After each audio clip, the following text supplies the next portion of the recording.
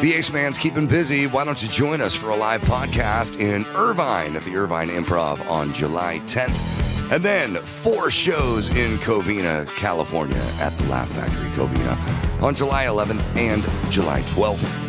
Tickets for these and more shows are available at adamcarolla.com.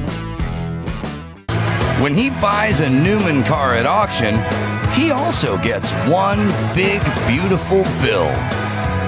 Adam Carolla. Yeah, get it on. Got to get on the Judgment mandate. You get it on now. Good to see you, Bridget. Hi. Thanks for having me. My pleasure. Bridget's got herself a show, Dumpster Fire, with Bridget Phetasy. I know this says Phetasy. I like that.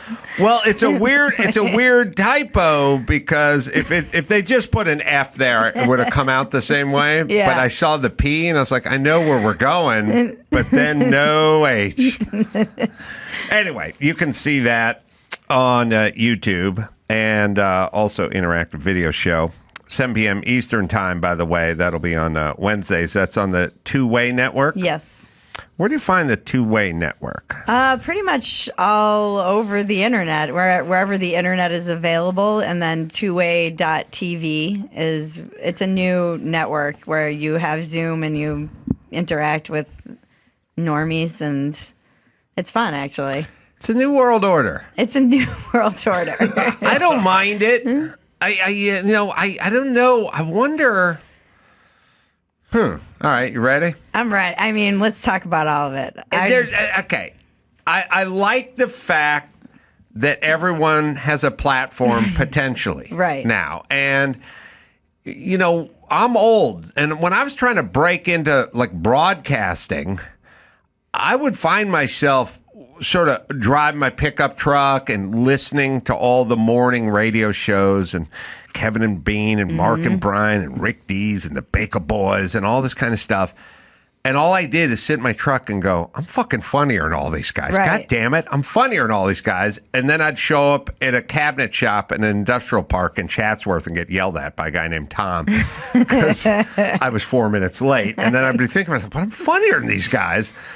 I didn't know what to do. Right. And I find myself walking the halls right before I met Jimmy. I'm at Pasadena City College. I'm walking around going, do you guys have a radio place, like a station, like a radio program or something? And they go, you can't. Could I broadcast? I go, you don't broadcast. You didn't even go to this college. You need to take voice and diction and get in line, you know? And I'm like, I'm old. I'm not doing that. And I just went home and sat. I didn't have a place to broadcast. What was I going to do? Now.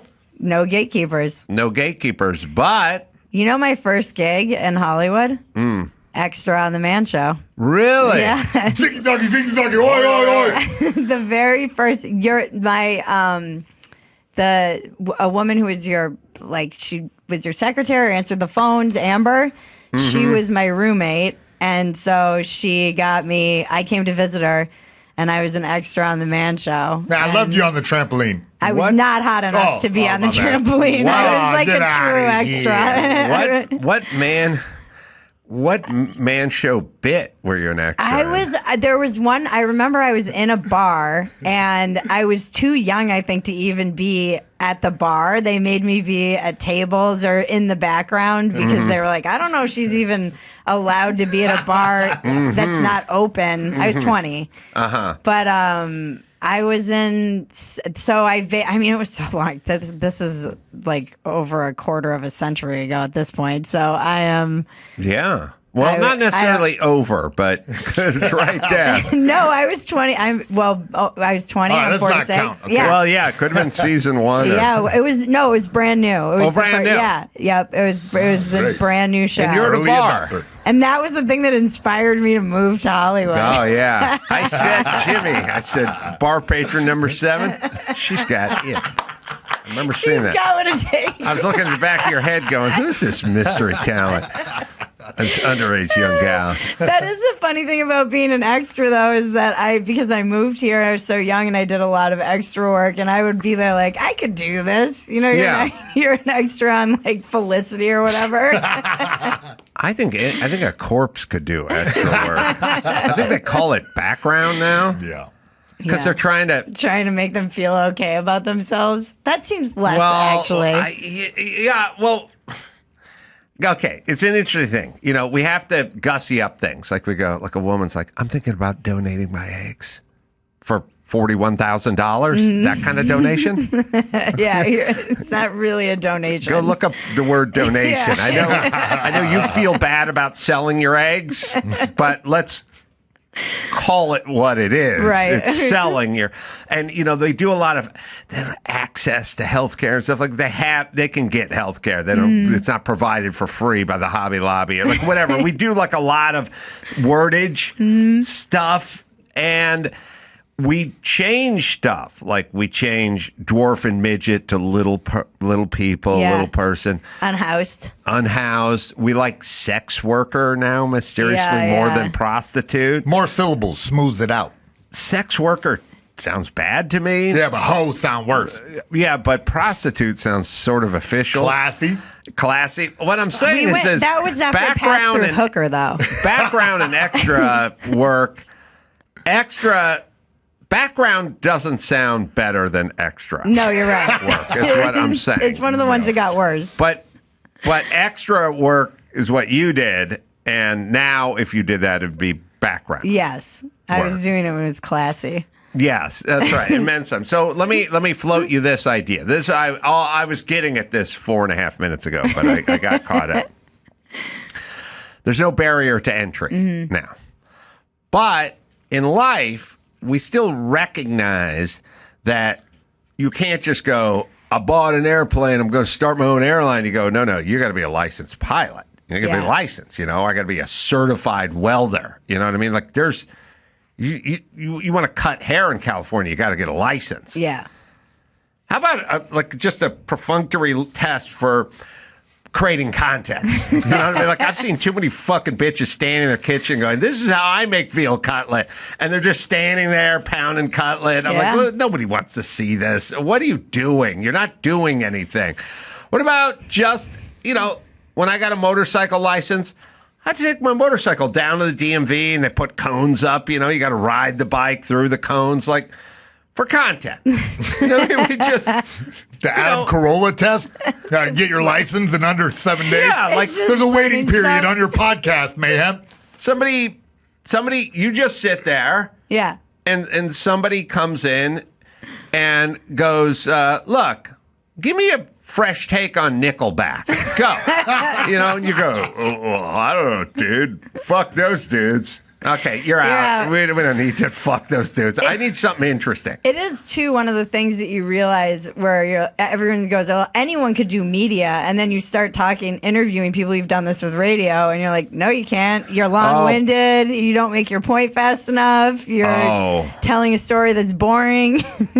Yeah, well, when you do a radio tour, that's when you really notice it, because the radio tour digs deep into the hamper of radio talent. You know what I mean? It's one thing to go sit in with Howard Stern or something like that, but it's another thing to do like 32 radio stations in one morning. Right. And that's when you get the guys you've never heard of, and then you immediately hear that they're not up to it.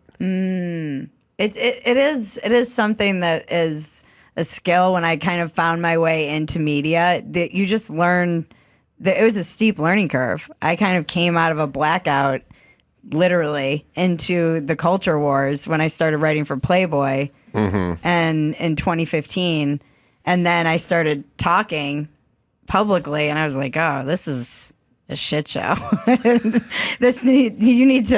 People do go to school for this for a reason. Yeah. I remember once Dr. Drew and I did a live show, a Loveline live show in Syracuse. And we had this auditorium with like 3,000 Syracuse students in it.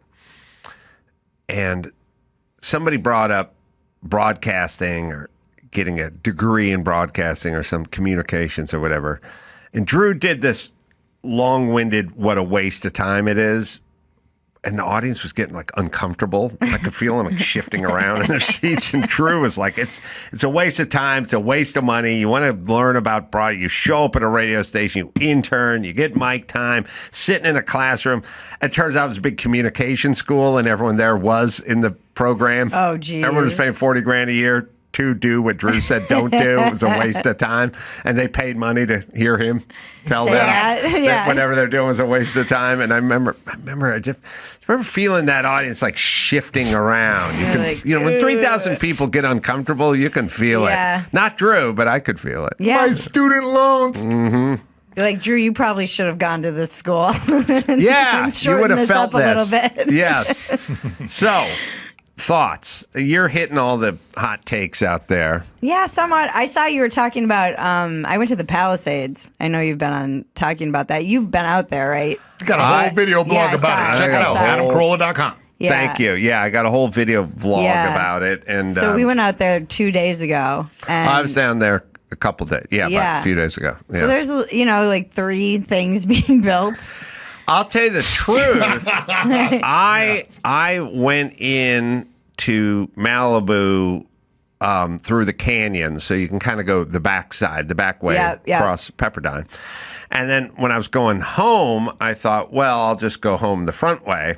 So I went down PCH, and so I checked everything in Malibu. But then I said, now on the way home, we should turn up Sunset and see what's going on in the Palisades, but they blocked off Sunset. So we ended up just sort of driving through and going home. So to be accurate, I saw no building in Malibu. I can't say for certain what was going on in the Palisades. Not much. Because Malibu is so rich and so affluent and so whatever that if there's nothing being built in Malibu, then there's probably nothing in Altadena or Palisades either. It was like 3. There were probably 3 buildings that were being worked on in various stages. You saw like framing? Yep. Wood? Oh yeah, framing, definitely. Mm-hmm. And there were people working. And but it really was, I've seen your video, I've seen many videos. And I worked at Cafe Vita in the Palisades and burned down. And it is shocking to see it in now, reality. Just to be accurate, Cafe Vita burnt down 14 years earlier when you passed out smoking in the break room. So it did technically burn down, but I know people, you think you're attaching it to the fires. This happened much earlier than that when you got drunk at work again, my dear. No, it burned down. I do remember reading about that. And I said, sheesh, the extra. I mean, background. Jimmy corrected me. She was in background. So you worked there. It burned down. You went out and toured it. Well, no, I just went. Because I spent so much time in the Palisades. Yes. I knew a lot of the people that lived, and it was shocking. The Alphabet Street. It's all gone. I was not prepared for how shocked I would be in seeing it with my naked eye. Yeah, and it's going through Sunset and through the Palisades, kind of the main drag. It's fine, but as you got up into the hill, you'd see total devastation. And it's also weird when they clear it, because once they clear it, if you don't know the area, like up in the hills, or you never would go unless you live there. But there's certain spots where you go, oh, well, this area didn't look like it got hit. And then someone will go, there was a school there. Yeah. And they just cleared it. Like some stuff you can't tell. Now, it's is like it grass land. up there again? It's disorienting. It's starting to grow back. It's weird too, because now the Palisades is very much like a cult. Like there is a cult of the Palisades. There's same with Altadena, just multi-generational families. Everyone's like, oh, they were rich. I'm like, not everyone there was rich. It was people who had lived there for generations. And there are like American flags in certain, like you see the flags just on an empty lot, and there was like kind of haunting grill that was left. It's weird. Just like there's one fireplace that's remained. All the fireplaces remain, ironically. Yeah, it's the only thing. It's brick and mortar. Yeah. It's meant. It did its job. Well, it's meant to have a fire in it. Yeah. And around it, apparently. Damn. Yeah, everything around it goes, but it remains. It's pretty. I have a philosophical thought about the chimney and the fireplace. Okay, let's hear it. L.A. is pretty much, we don't have tornadoes or anything. We have earthquakes and fires. Riots and mudslides. That's right. And we have riots and stuff, too. The mudslides are, but that's only in certain parts. But earthquake will hit everywhere. Fire can hit a lot of pretty good reach. But we have earthquakes and we have fires. In a fire, when the fire goes through town, Andrew can find the clip of me talking to the Army Corps of Engineers guy about the fireplace. Sort of a joke about it, but we'll find it. The only thing left is a chimney and a firebox. It's a fireplace and a chimney. It's nothing else. And then there's like a 30-story brick chimney just sitting there. I got it, Ace. It's the only thing there. Hold on. That's in a fire. Only thing left standing. In an earthquake, it's down first. And as a matter of fact, earthquakes will hit the San Fernando Valley. The house is fine. Only the chimney is down. So there's a feast or famine thing with these chimneys. It's either last man standing or first man down.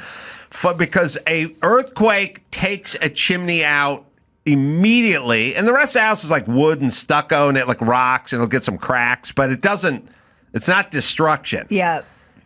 But in a fire, it'll be the only thing. Yeah, I was just thinking make houses out of chimneys. That's the old comic black box. If they make the whole plane out of a black box, that's hacky. I didn't know I was hacking it up. My that's bad. hacky 80s comic joke there. Hey. I also feel like it goes against his point that it would be the first thing then the whole house would go down. Hey, a big bad wolf, no problem. It'll be if you anything out of masonry in an earthquake. Done. Yeah. Donezo. Done. Wait, didn't you do earthquake rehab for years? And it was like brick house. I did earthquake rehab work because all those shitty, slummy apartment buildings in Koreatown are all the brick facade. So were you retrofitting them? Yes. Okay. As a matter of fact, Larry Charles is coming in here. Seinfeld fame. I got a bone to pick with him because everyone knows this, but I'm going to say it again.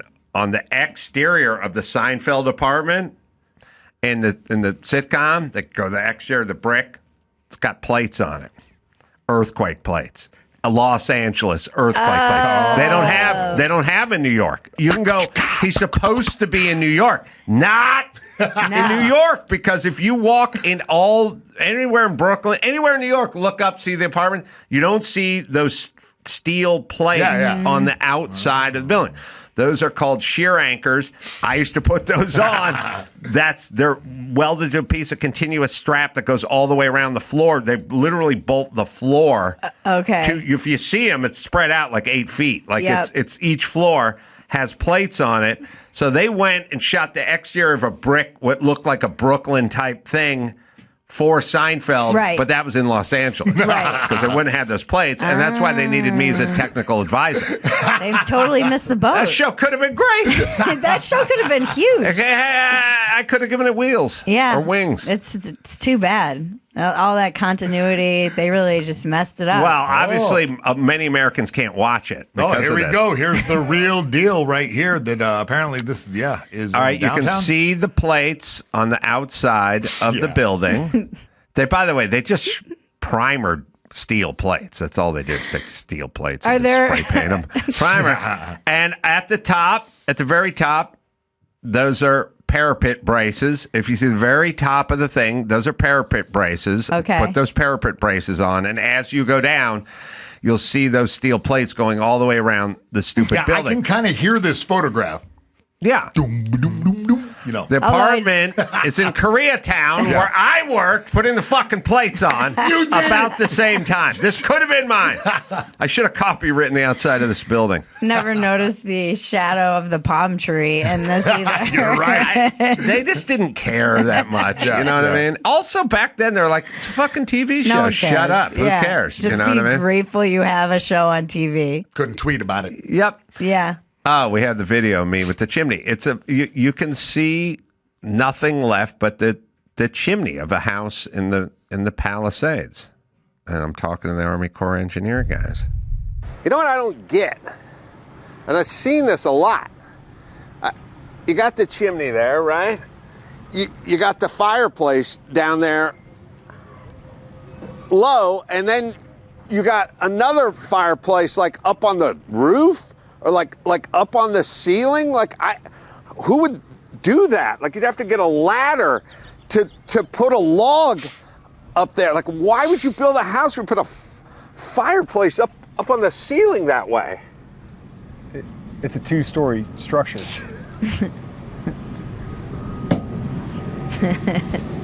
Okay, now it makes sense. Oh, Carolla acting chops on there. The guy to play along. Yeah. Way to go. One take, Army Corps engineer guys. Take that background. That poor guy is just trying to fucking do his job and be serious, and you're just trolling him in real life. Brian Saucer, I go, just wait till I'm done. And wait till I'm done. Don't say anything.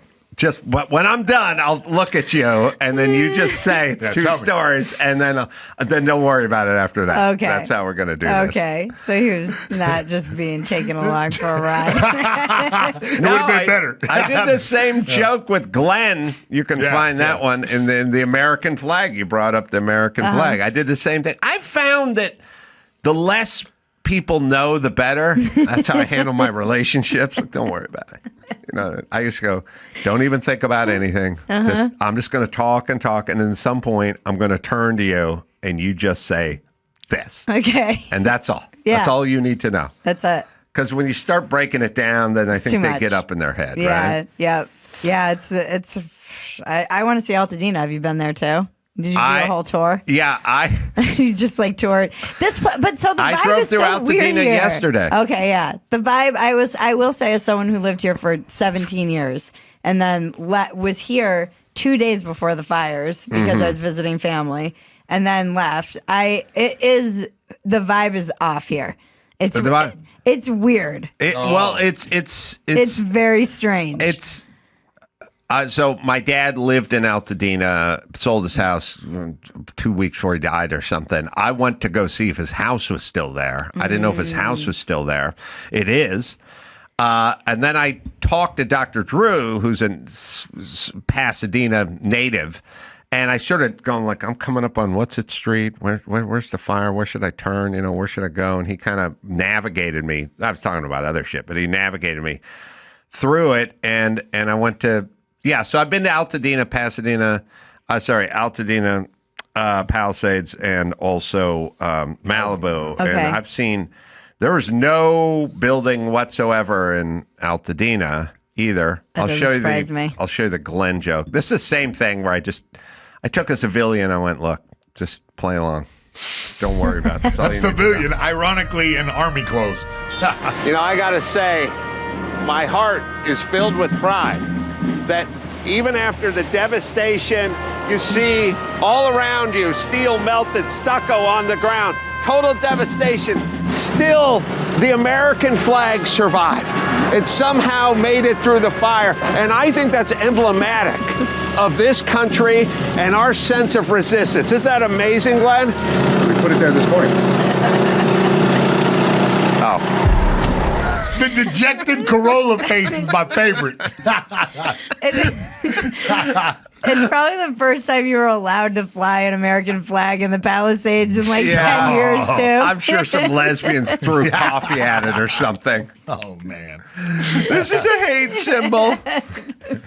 So you're saying the vibe is off? Yeah, vibe check. What does that mean? It's weird. It's weird because you still have LA, and I know you have to go on with your life, and we must, Palisades strong and all this stuff.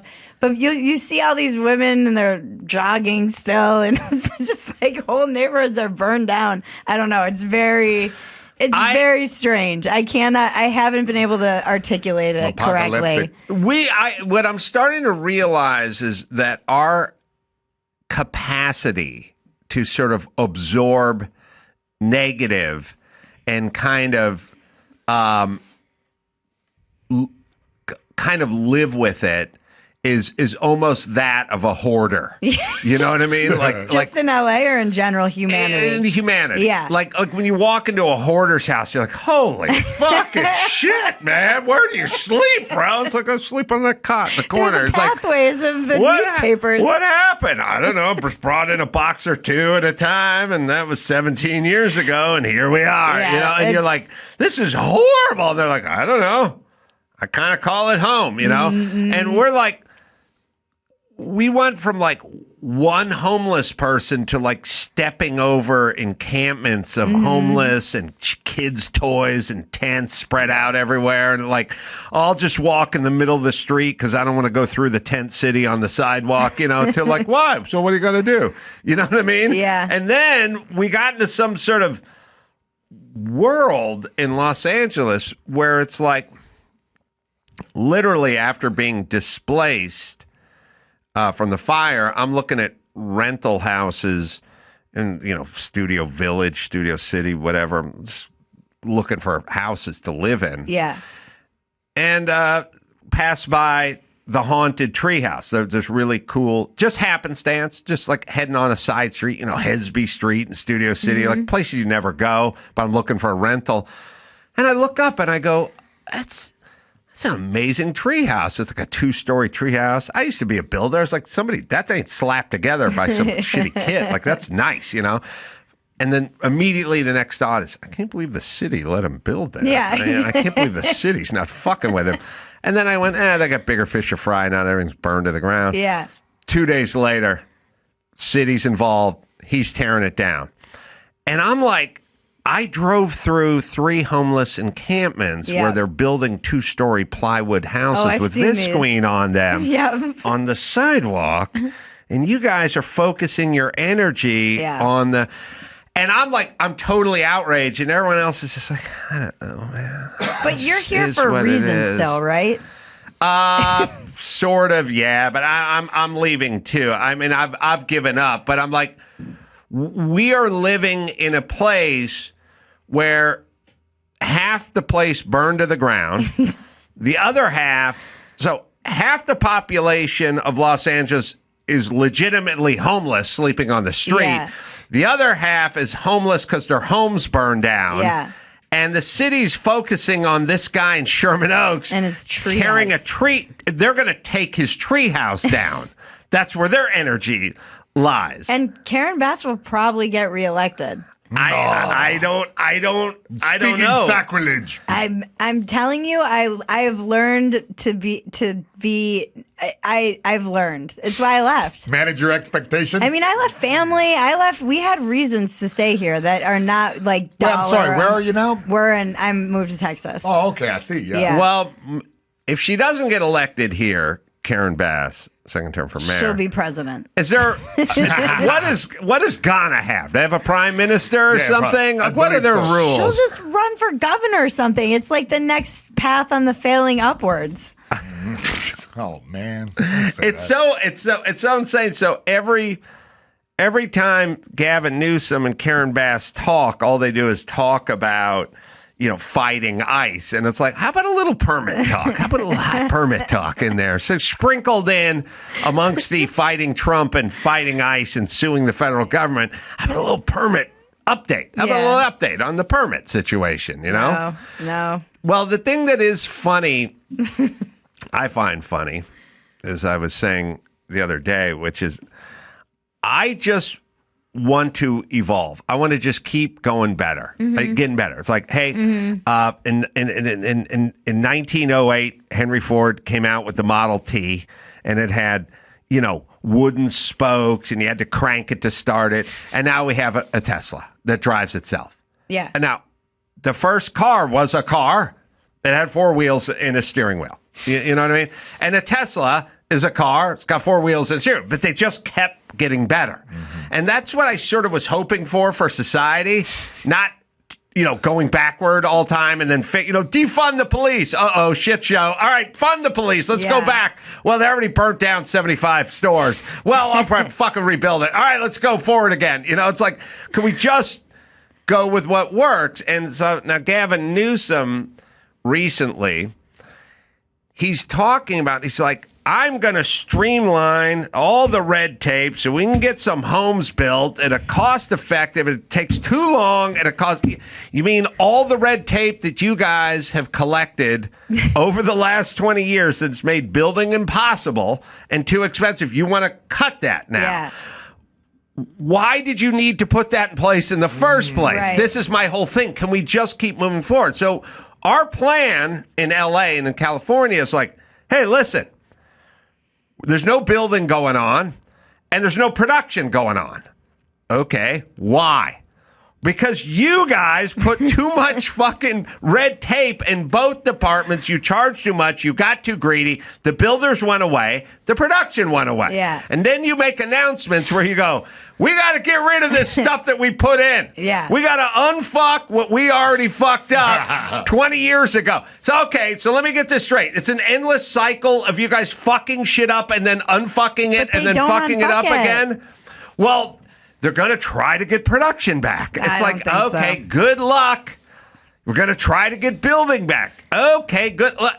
Look, it'll be helpful. Yeah. But I have a novel idea. How about not fucking it up in the first place? But it's Yeah. a circle of fucks. It is. But there is a way to do this where Yeah. you just don't fuck us in the first place. But that seems like a feature, not Oh, yeah, not a bug, baby. Yeah, and it's That's never... that's what I came to the conclusion of. It had to be because gotta I pay your held homies. in there and it was not getting better. Gavin Newsom says, the days of affordable housing and infrastructure in California being blocked by endless delays are finally over. Who ushered in all the blocks and the delays? You and your fucking Coastal does this Commission, all the Homo time, Brothers? though. I know. Well, good. Oh, okay. Who should we blame? Sam Yordi, He'll be mayor of Los Angeles from 1961? He's the guy in the hot dog costume, the meme. Like, I'm trying to find the guy that did this. You know, Right. he'll stand on. Remember when he stood on the train tracks and he was like, "We've got to reduce crime," and we're gonna. It's like, who No. do It you was think- better than that. He stands on the train tracks and he goes, "What's going on?" I don't know. What's going on, Skipper the Valdez that just fucking ran his tanker into Rocky Shoals? I don't know. What's going on, alcoholic Skipper? I don't know. Who's steering the fucking ship? I don't know. You want to know what's all the oil in the bay for? You ran your ship into He's the the Rocky worst. Shoals when you were drunk. That's why are all the seals dying? Okay. Yep. You've run your fucking lawless state into the ground. That's what's Here's going what I on. will tell you. My husband's blood pressure went down when we left Los Angeles by a lot. Really? Yeah. He checked it.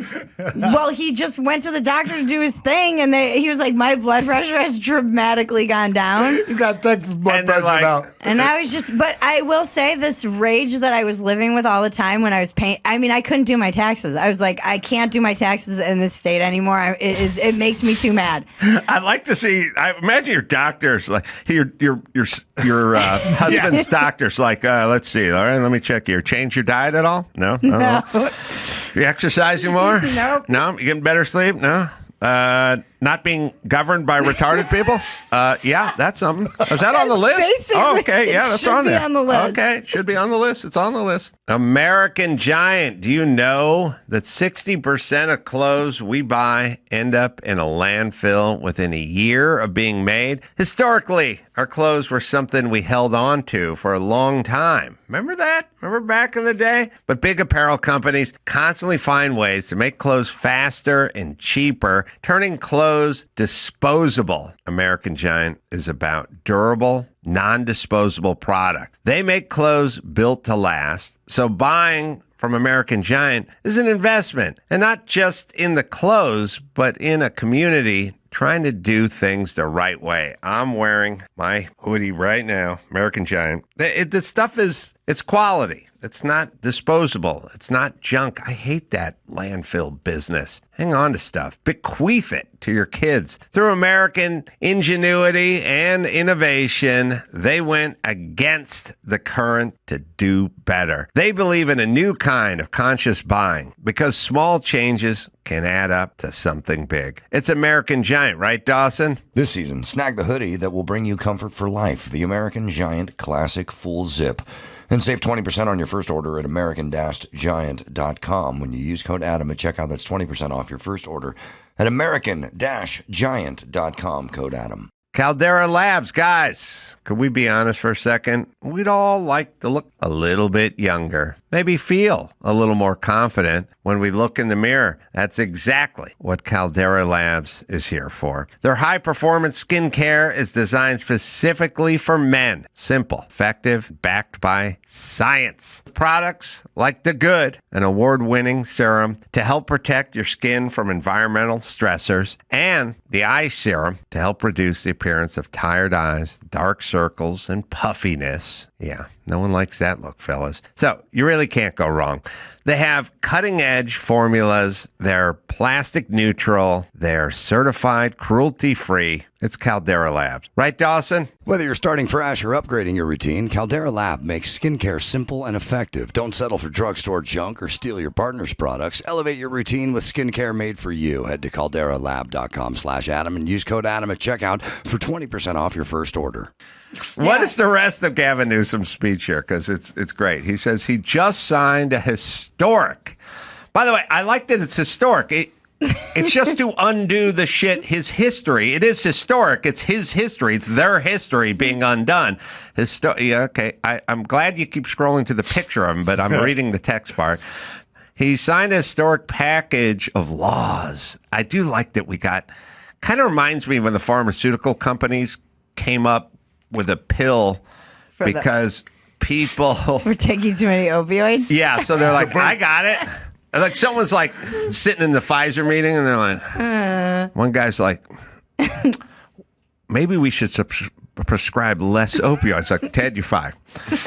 Who else has another idea? Mark, you got an idea? Yeah, what if we come up with another pill to then unblock the bowel blockage caused by our opioids? Now you're talking. This is the kind of out of the box thinking. Yes. That was, remember they did the Super Bowl commercial for that pill? That's when I was like, holy shit, America has a problem. We'll find out, but holy shit is right. Hold on. So it's a historic package of laws simplifying, building cuts and timelines and more affordable. Yeah, you.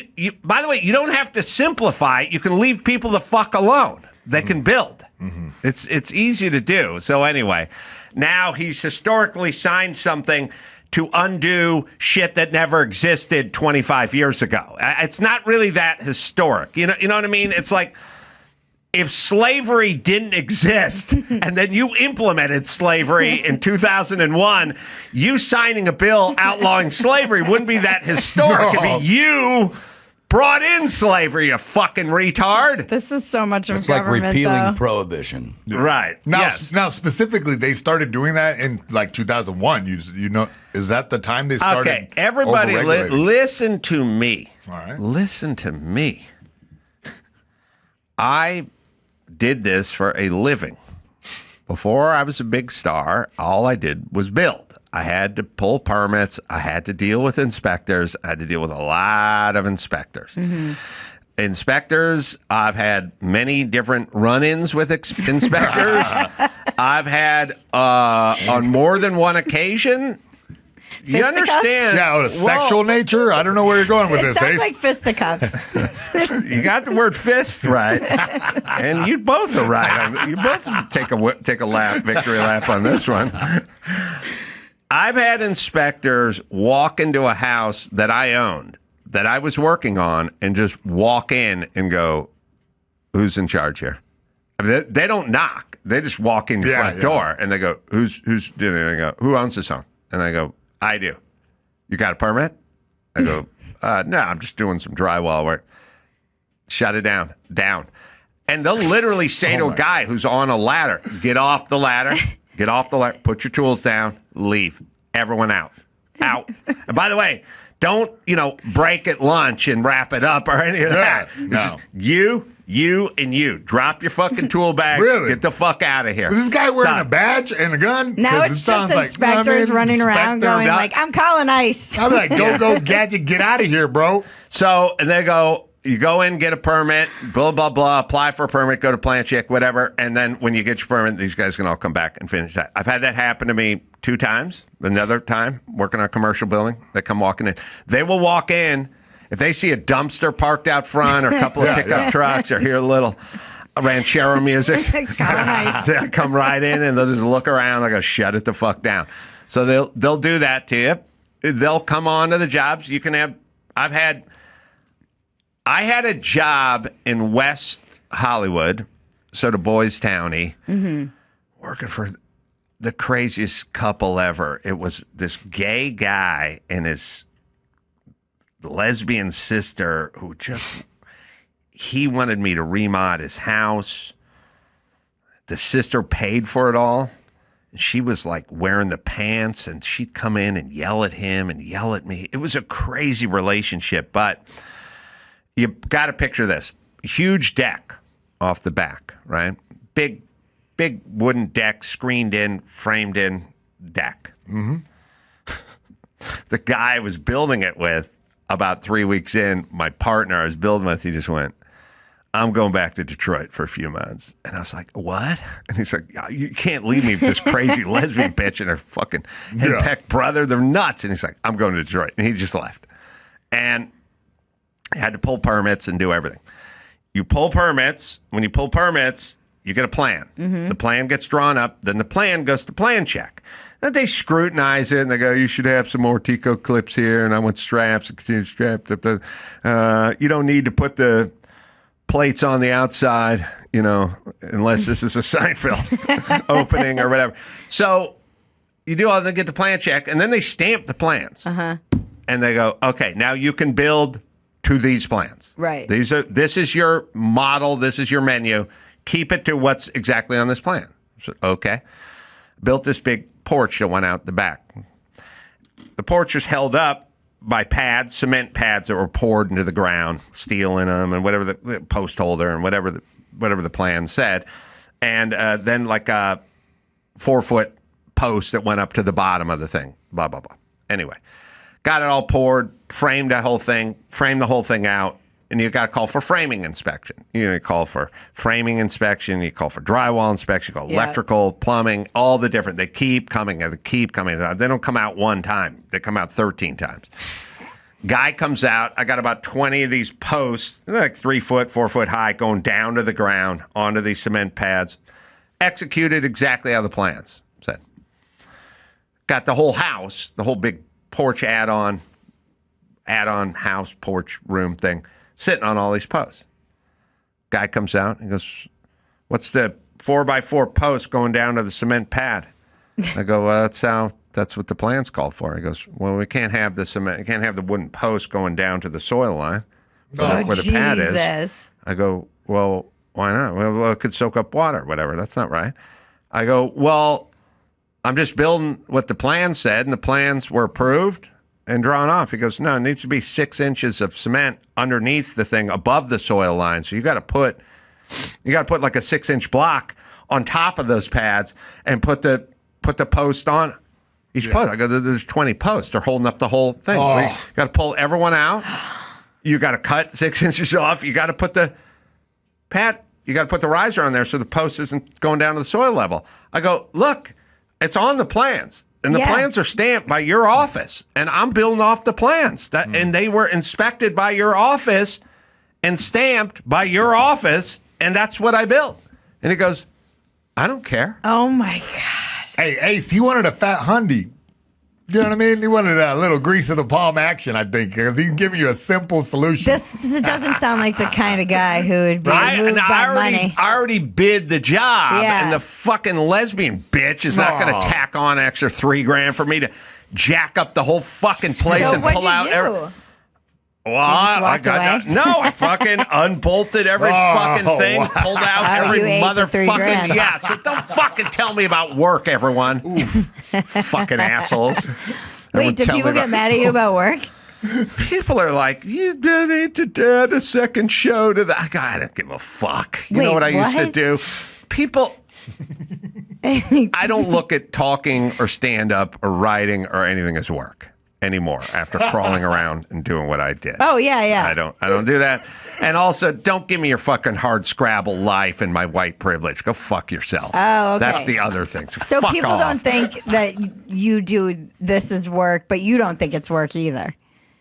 It's tough today, yeah, but when we get a good guest, it's fucking flows.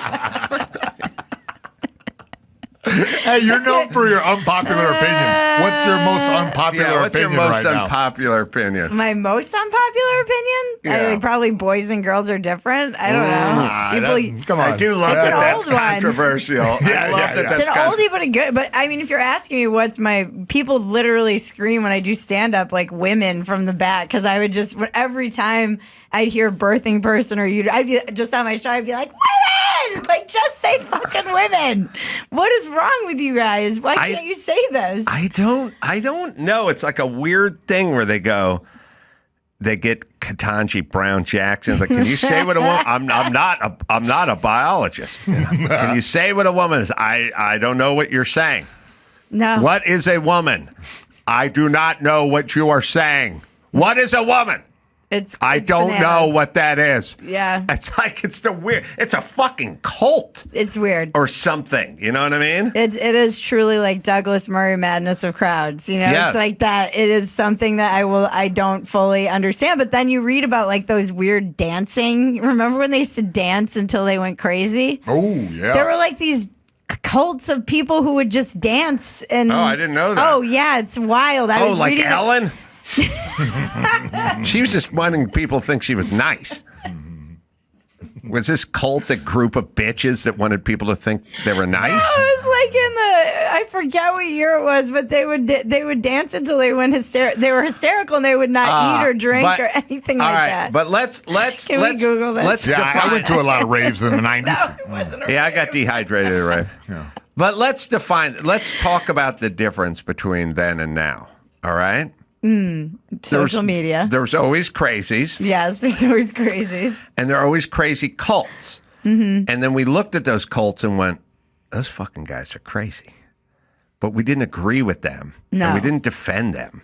Well, and they and- didn't have bots making it seem like their opinion was more correct Right. than it is. Right. So a lot of these crazy people are inflated by foreign interest, people who are like, oh, we'll make this crazy person look like they're popular, Yeah. so that we can destroy America from the inside. But the real problem is not the crazy cult. It's the people too scared to say anything. yeah, And it's the same with, the trans thing and the what is a woman thing and the gay and lesbian and LGBT and whatever. It happened a lot with COVID. It happened a lot with like Black Lives Matters, like people being scared shitless, just go, I disagree. I don't know what the fuck you're talking about. and it's common sense. Like the most unpopular opinions right now are just common sense. Oh, 100%. That's why it's so crazy right now. Because the common sense people are going, wait, what? Like, how does am I the minority? And I do think that this recent Trump election was a little bit of the normies going like, fuck this. I'm not listening to this anymore. But there's Agreed. still, people are like, woke is gone. I'm like, no, it's not. It's not. No, they're trying. It's hibernating. Yeah, it's just a lot of retarded ideas that don't really have any application. Yeah, but even look at New York. Yeah, I know, because they don't factor in human nature, and that's the problem with everything. Right. And every idea that they have is based on some trait that humans don't possess. And I've said this, but I mean it. It's my sort of pumpkin shitter theory. Okay. I don't know what this is. I like how you got really serious You don't before know you my said pumpkin this. shitting theory? I'm ears wide open.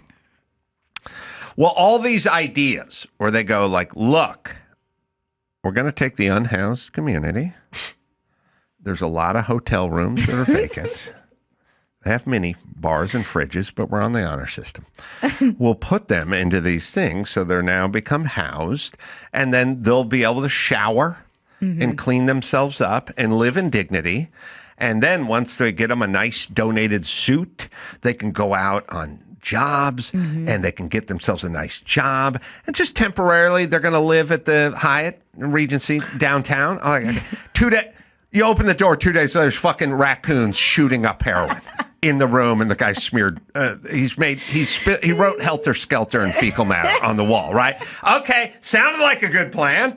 Sounded like a good plan. It never sounded like a good plan, though. You got these homeless people here. They got these open rooms over there. Remember, they're unhoused. They're not street junkies. They're unhoused people. We'll put them in the house. House them, a little dignity, clean them up. They can go out on job interviews. Okay, sounds good. All right, pumpkin shitter. You ready? I'm waiting. I'm waiting for this. We do this where we need these people need a judgment-free zone to inject their drugs. They need clean needles so they don't spread the heroin, they don't spread the HIV and the hepatitis C. They need an environment where they can do it. Okay, shit show. Okay. Pumpkin shitter theory. We live in a society where if on Halloween there's the nice family that's out of town, and they put the plastic pumpkin, and they fill it full of mini candy bars, and they put it on the porch, and they go, limit yourself to one, please. One. Yeah. One. And the first kid comes up, looks around, sees it, takes the pumpkin, and he dumps the whole fucking pumpkin into his bag, right? Next kid comes up, sees there's nothing in the pumpkin, and takes a shit in the pumpkin. Okay. Third kid comes up, sees there's a shit in the pumpkin, and kicks the fucking pumpkin through the bay window in the living room. That's our society. Now, after starting it on fire. The day we have a society where 10 kids in a row can come up and just take one Snickers bar and leave, that's the day we can implement your fucking lefty ideas. Trick or treat, America. Free bus rides, free this, and live in dignity. We'll do all of it. If we can get to 8 out of 10 kids taking one candy bar, but we ain't there. Gotta have a disciplined society. We're a lot of pumpkin shitters in our society. One random question before I know you probably have to go soon, but what do you think about? It's totally off topic, but I like your pumpkin shitter theory a lot. That's actually true. But because you're a car guy, it is true. It's a really good theory. You should write a book called Pumpkin Shitter. And how to change American children. Yeah. What do you think about? Do you think that one of the fights we'll live to see is the autonomy to drive? Because I do. Oh, you mean they're gonna? Well, okay. They're gonna take it away. Let's globally look at what we're dealing with. They're gonna take it away. Okay. I'll start. You were talking about the Teslas. I will grant you this. They would like 100% control over everything all the time. I mean, they don't say it, but everything they do points to that.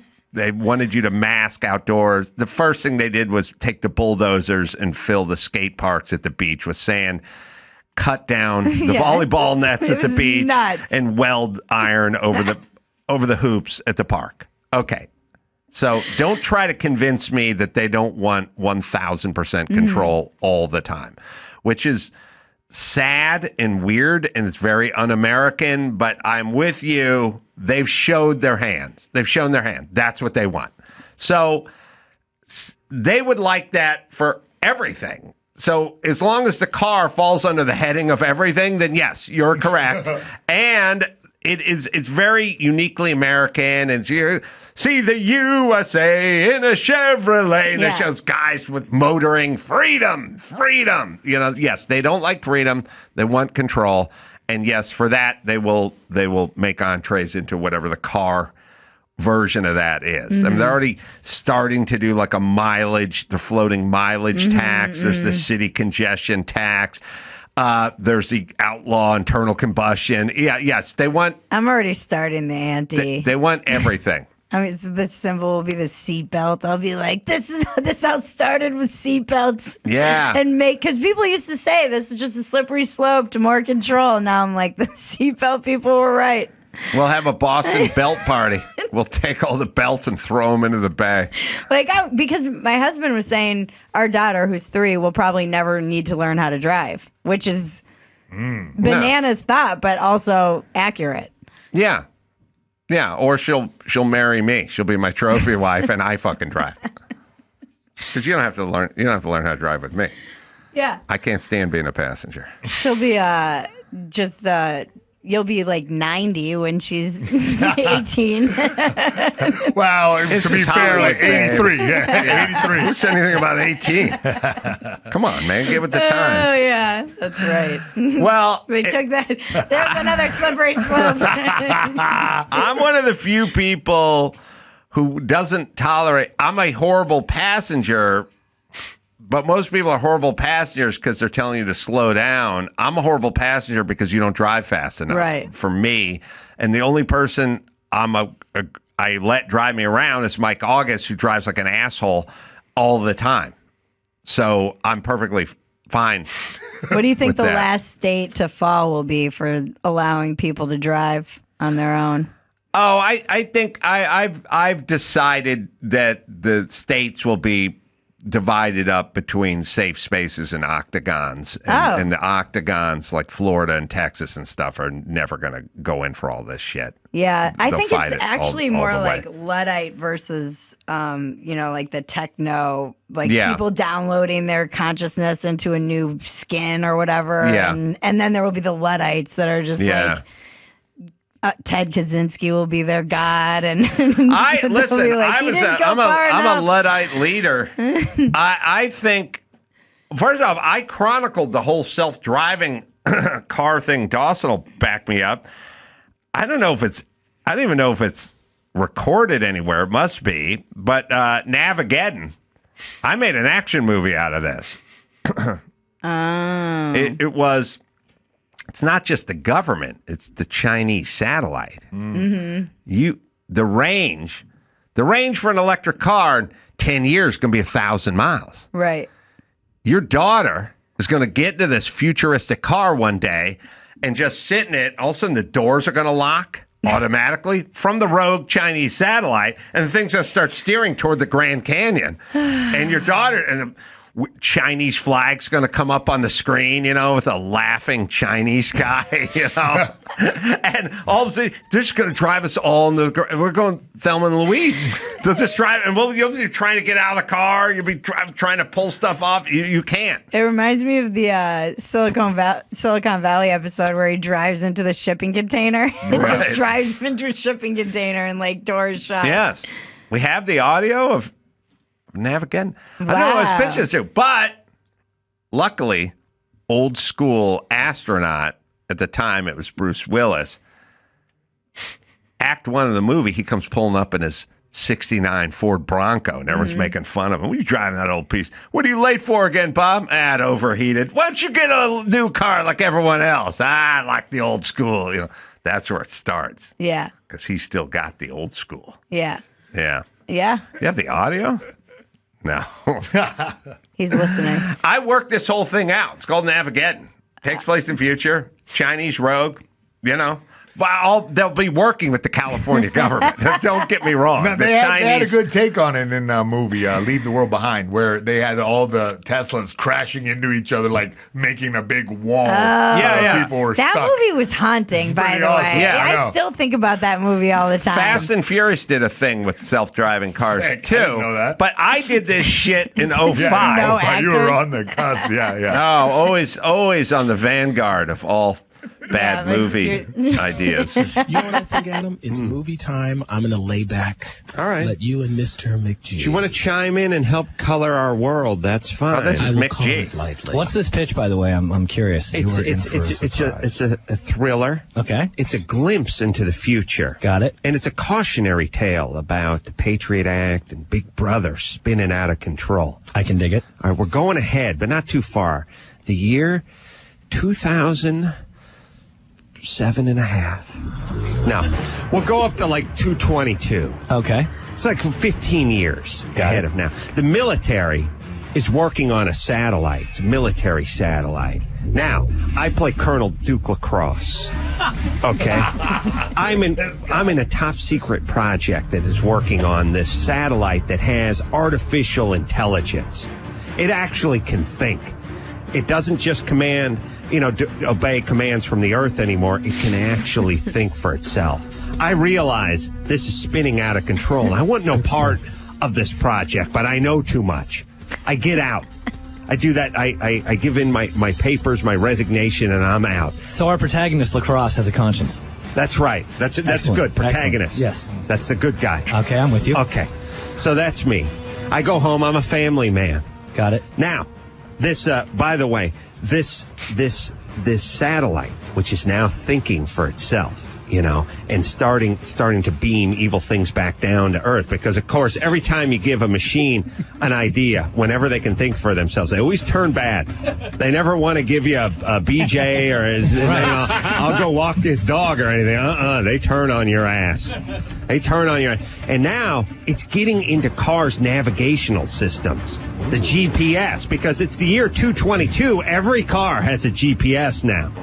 And it's beaming its satellite down, its evil information down through the antenna of these cars, and it's telling good people to drive toward the Grand Canyon. Everyone is being forced toward the Grand Canyon. Oh, you think you're going out to get a quart of milk or pick the kids up from school? No way. Turn left here. Oh, the nursery school's to the right. Turn left. I know what I'm doing. Boom. Next thing you know, you're in Arizona, and you're driving into the Grand Canyon. Well, it's going after me. It's targeted me because I know I know too much, and I'm the only man who can take it down. Okay? By the way, it's called Navageddon. It's the end of the world via the navigation system that is built into every car now. Yeah, that was one of the Navageddon pitches, and there are others with the self-drive. It evolved, and because I saw a car in a commercial like parallel park itself, and I was like, "Oh, Navageddon's going to drive itself in." Yeah. All right. Anything else about the future you want to know? Oh, I was just curious about your take about that. I wondered how you felt about AI in general, as someone who's kind of I'm a regular old Ray about Kurzweiler. Regular old Ray Kurzweiler.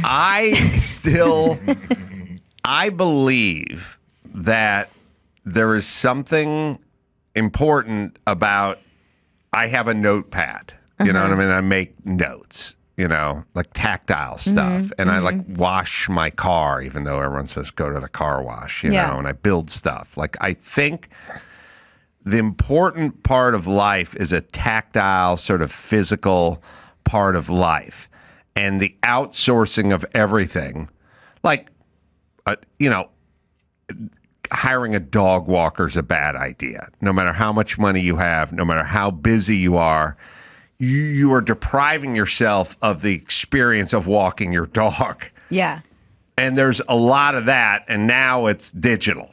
You know what I mean? So it used to be, hire a thatcher to fix the roof, and they go, all right, makes sense. I'll go to work at the mill, and that guy can come fix my roof or whatever.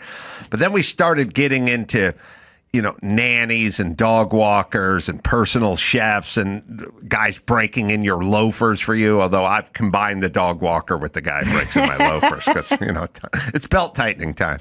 Speaking of that, if you talk to the guy who breaks in my belts, all right, the point is now we're going to outsource ideas. Yeah. And now it's really getting dicey. And what I would say to people is, as archaic as it feels, don't dive down that hole. Yeah. You get your pen out, get your buck slip, your paper, whatever, and start writing stuff. That's all. Okay. All right. That's where I'm at. Yeah. It'll do what it's going to do. It'll take the trajectory of whatever. Yeah. Porn, self-driving cars. Like, they're all just going to go somewhere. We have no idea where it's going. But for your own personal sanity, get out a pen and a pad. I have young, nieces, nephews who are, they're like young adults. And they're like, why would I take, that's like telling me to take a horse when I could take a car. This is kind of the argument. Yeah. No, everything is faster and everything is cheaper, and you're wasting your time to listen. it's like it's at a certain point it's going to be a waste of time to be alive. Come on, Adam. Your time is much too valuable to breathe. That's going to be the robot saying that. I know. It's just going to be a fucking waste of time Yeah. to actually just To stand deal up. with a human. Like, what are you getting dressed in the morning for? Come on. It's a waste of your time. Have someone else get dressed. That will be your humanoid going, all right, why am I doing this? This guy is a waste of time. All right, I'm going to bring in legendary writer, director Larry Charles. Speaking of Seinfeld and Curb Your Enthusiasm and Borat and everything else. Bridget, I will give all your stuff a fat-ass plug. Thank you. When the show ends. Thank you for having me. Mayhem, thanks for nothing. God bless you. Mayhem. Take Yeah, that you're news welcome. take that news I'll see and you in roll the it comment over. section. Take a quick break. Back with Larry Charles right after this. Home title lock. All right, listen up, kids. This isn't some far-off scam. This is happening right now. If you own a home, you better listen to this. In today's world, scammers are using AI to fake documents to steal home titles. One forged signature, a phony notary stamp, and suddenly your house, it's not yours anymore. They can drain your equity, even sell your place out from under you. When's the last time you checked your home's title? Yeah, that's what I thought. Never. That's why I'm telling you about Home Title Lock. Use my promo code Adam at HometitleLock.com. Get a free title history report and a free trial of their $1 million triple lock protection. They'll monitor your title 24/7, send you urgent alerts if anything changes, and if fraud happens, they'll spend up to $1 million to fix it. Don't wait until it's too late. Protect your home and your equity today. Do what I did. Home Title Lock. Do it now, right, Dawson? Use promo code Adam at HometitleLock.com to make sure your title is still in your name. You'll also get a free title history report plus a free 14-day trial of their $1 million triple lock protection. That's 24/7 monitoring of your title, urgent alerts to any changes. And if fraud should happen, they'll spend up to $1 million to fix it. Go to HometitleLock.com now. Use promo code Adam. That's HometitleLock.com. Promo code Adam. Homes.com. Some might say Homes.com is the best home shopping site. It may be that Homes.com has a super comprehensive and transparent agent directory. Yeah, could be the reason why people love it so much. Or maybe it's that Homes.com is the only site that always directly connects you with the listing agent who knows the home the best. Perhaps because Homes.com has the most in-depth neighborhood content of any home shopping site that's extensively researched to highlight personality of each neighborhood. Homes.com goes above and beyond to bring home shoppers the in-depth info they need to find the right home. Homes.com. Homes.com. We've done your homework. It's time to check Adam's voicemail. Hey, Adam. Steve from Alaska calling. Hey, regarding your end of civilization signs, I also think that showing cornhole tournaments on ESPN is another sign of collapse. Thanks. Doing great. You can leave us a message at 888-634-1744. Larry Charles in the studio. The book, Comedy Samurai, 40 Years of Blood, Guts, and Laughter. It's available now wherever finer books are sold. And Borat and Curb and Seinfeld and some of the most iconic comedies ever. Good to see you again, Larry. Good, thank you. Some big failures, too. I'd love to talk about those. They're in the book. They're in the book. I got fired by Robert Redford. I mean, I've had some very monumental humiliations. What did he fire you for? Or what project was that on? It was on a movie called A Walk in the Woods, which was a great book. And he was going to star in it. He was about really 30, 40 years older than the actual character from the book, who's a real character, a real person. And the script that they had with Nick Nolte was the co-star.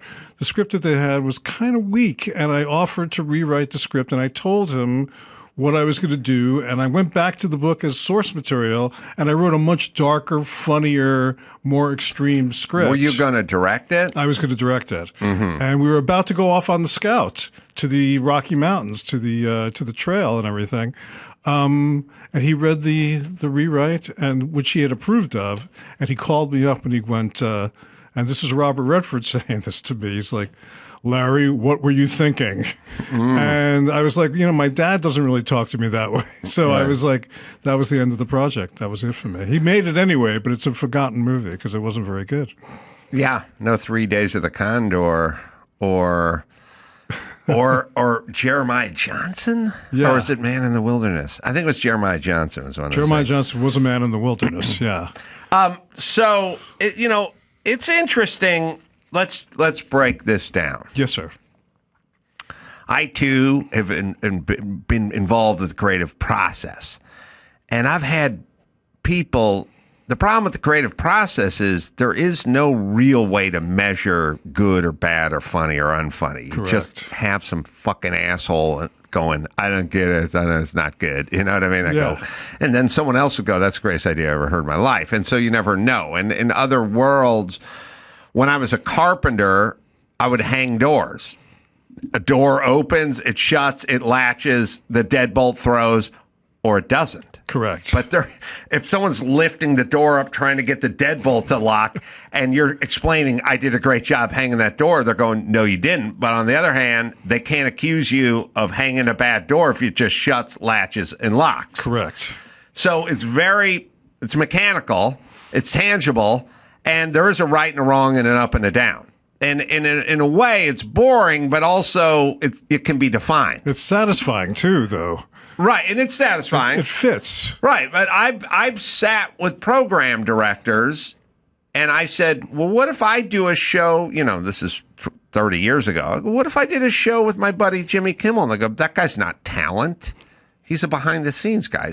He's a producer. He's not a on microphone in front of the camera. He's not that guy. And I had to sit there and go, I think the door shuts fine. And he was like, well, he didn't, and that's not what we're doing. And we got the checkbook here, so Jimmy's not going to do this. Now, he's hosted the Oscars 4 times, so I'd say there's some talent there. You have instinct. Yeah, I did. I did. I was like, oh, that guy's good. But who's going to listen to me? Right, but instinct is all you have, and that's what the creative process is so much about. And you could wrote a killer script, and then Robert Redford's going to go, what are you thinking? Right, exactly. And here we are. Yeah, so creativity is a variable that everybody in the corporate world that we are trying to not be part of is trying to quantify in some way, trying to make it fit like a door. Right. But it can never be that way. It's always something that's elusive. Nobody knows what's funny. Mel Brooks doesn't know. Larry David doesn't know. I don't know. You don't know. We hope it's funny. We trust that it's funny. We have instincts that we think it's funny from all our years of experience. Right. But nobody knows if the door's going to fit or not. And that's the beauty of it. But the corporations who control the funding of those things, that's what makes them very nervous. Yeah, and then I get they see some guy like Larry David or something, and they go, I could see him writing or creating or something, but he's not the star of it. Look at the guy. He's not a star of the TV show. Right. Come on now. You know what I mean? And that's sort of how it works. And they didn't even trust him as a writer, though, originally. They didn't trust him as anything. And he really didn't engender trust because his personality was such that he had so much integrity, he could not. He was like the Howard Rourke, the fountainhead of comedy. He could not compromise. Mm-hmm. And so they were always very nervous about him being in charge of anything. At first on Seinfeld, he wasn't the boss. They had showrunners from kind of, traditional sitcoms being his boss originally. So he has defied all those expectations. Yeah. And it doesn't always work, but it helps if you're actually talented and actually funny. And funny kind of finds a way. Talent sort of finds a way. Lots of setbacks. Yes. Can't expect people to recognize everybody all the time. But at some point, it'll find its way. I don't know anybody. I sort of say to people, and they go, it's tough out there, the economy stuff, everything's tough. I go, who do you know who's really good at their job that's ever really struggling? Exactly. Do you know anyone who's really good at their job and struggling? Like, well, it's a tough economy. If you check the Nikkei average, I'm like, who do you know who's good at their fucking job who's struggling? And the answer is nobody. Yeah. Because it sort of works that way. Yeah. Well, and failure is not something to be afraid of. That's something that I think all the risk takers share. They're willing to risk failure. You have to be willing to risk failure. Know that it's part of the equation of success. And if you don't risk failure, you have no, it's like no balls, no blue chips. Right. That is a kind of a philosophy of life that I've lived by, and I think most of these people, and probably you, have lived by that same philosophy. Well, it's you don't look forward to it, but it's baked in. Yes, exactly. And I think there is nobody who plays Major League Baseball that's devastated that they're not hitting 900. You know what I mean? Exactly. Like they can live with 321 and get us the Hall of Fame. Yeah, they'll go to a Hall of Fame at 321. Yes, you know what sure. I mean? And so they're getting rich and they're going to the Hall of Fame batting 300. Right, missing most of the time. Yes. And if you said to them, wasn't that kind of tough on the ego? They'd go, no, it's baked in. Baked in. Right. And also because there's so many games in baseball, that's a perfect sport for an analogy. You're going to lose a large, vast number of those games, Yeah, no, I always yell at people because I don't really like baseball that much, but I like to use it as an analogy. But they get upset, and I'll go, "Oh, pivotal game 39 out of the 162. Right. Boy, they really needed that one, didn't they? Now they're 30-19 or 20-19, like." That's why I like football better, because every game is an important game. I agree. Everything's on the line in each game. I agree. I totally agree. Like, I just feel like in baseball, you lose 5 games in a row and nobody really gives a Nobody's shit. paying attention to really. Also, baseball, okay, I'll just tell you this. If you go to the side, people complain because I make fun of baseball, but okay.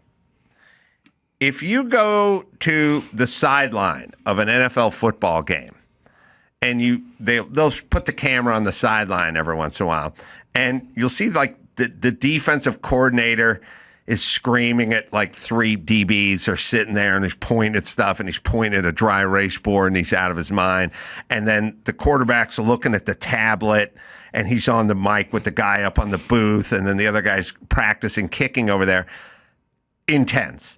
And then you go to the dugout of a Major League Baseball game, and they're trying to make a pyramid out of seed husks, and the other guy's got his fucking rally hat inside out, and they're fucking around. Like, they're down the locker there, fucking around. Right. Yeah, it's like, what are you guys doing? What are you guys eating? Yeah. There's a game Pay going attention. on. Yeah, we're eating. It's like, well, you're eating. Yeah. Nobody's eating on Right, NFL. right. It's not intense enough. Yes, I agree. I agree. Okay, so good. your world starts where? Let's just go all the way through it chronologically. Well, I mean, I didn't know how to break into show business but I knew I wanted to be part of it, and I knew that Woody Allen had sold jokes to comedians, and when I came out to California with just an idea From where?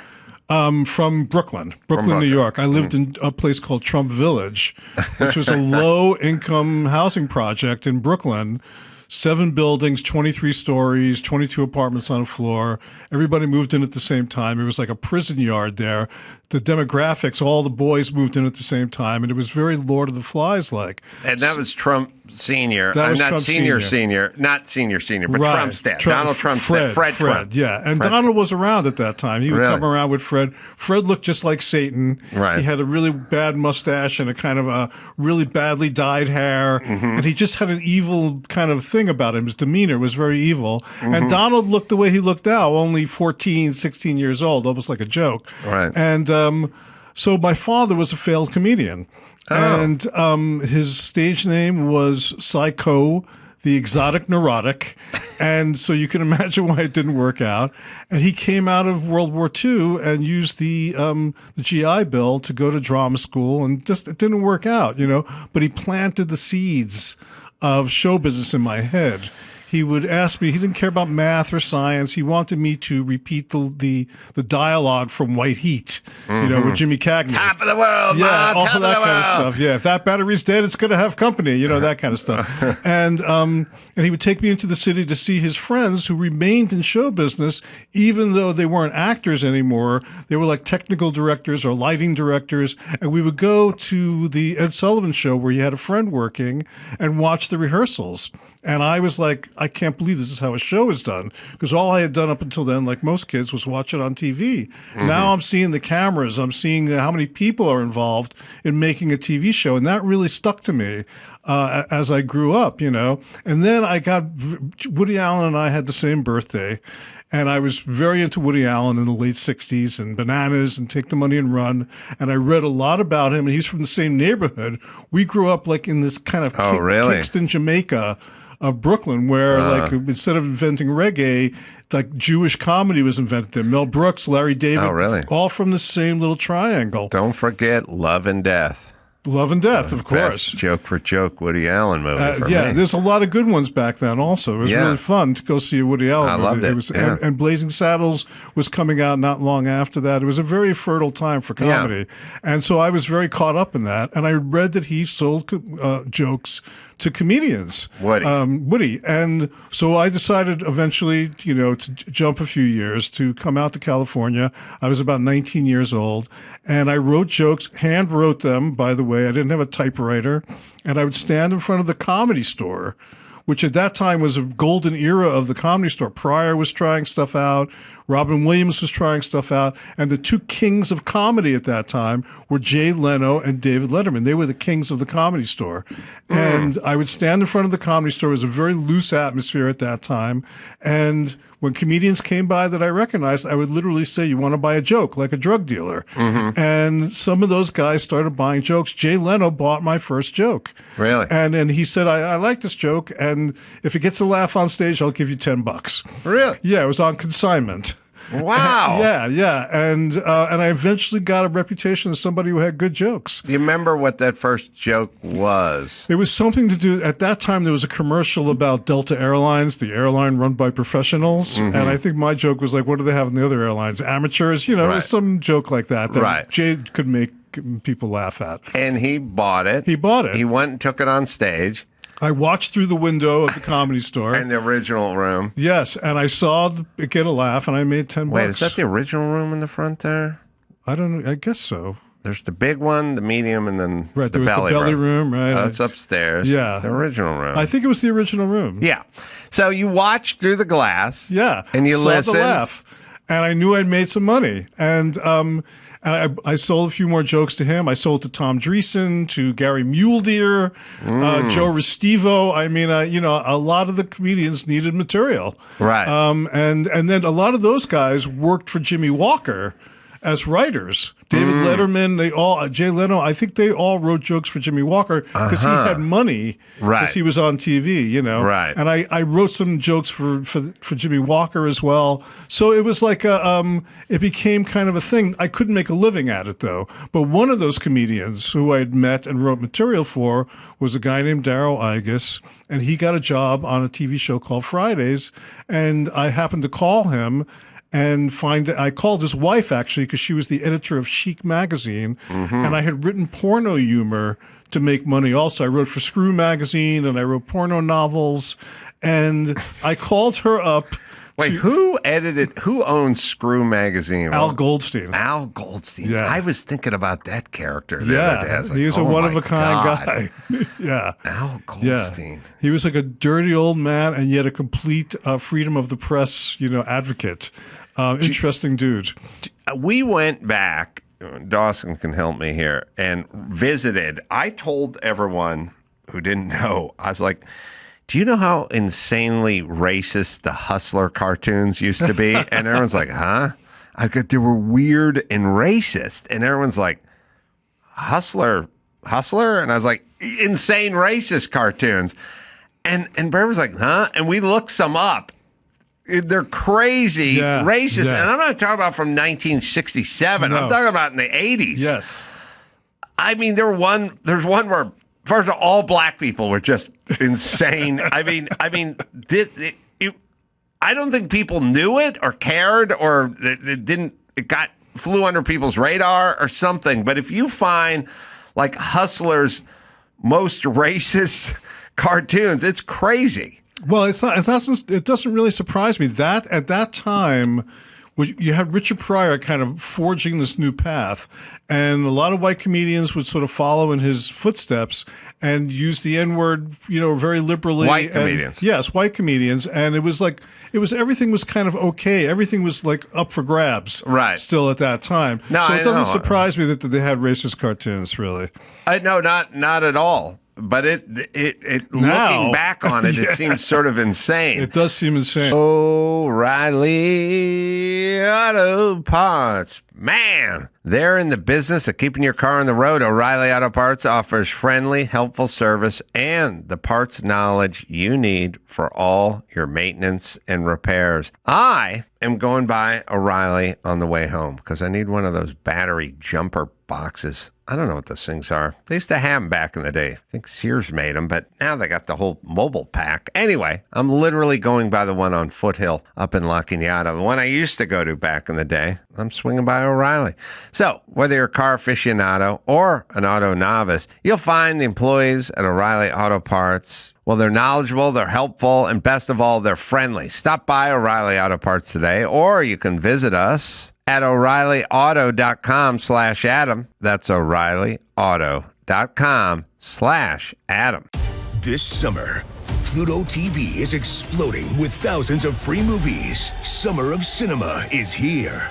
Feel the explosive action all summer long with movies like Gladiator, Mission Impossible, Beverly Hills Cop, Good Burger, and Transformers: Dark of the Moon.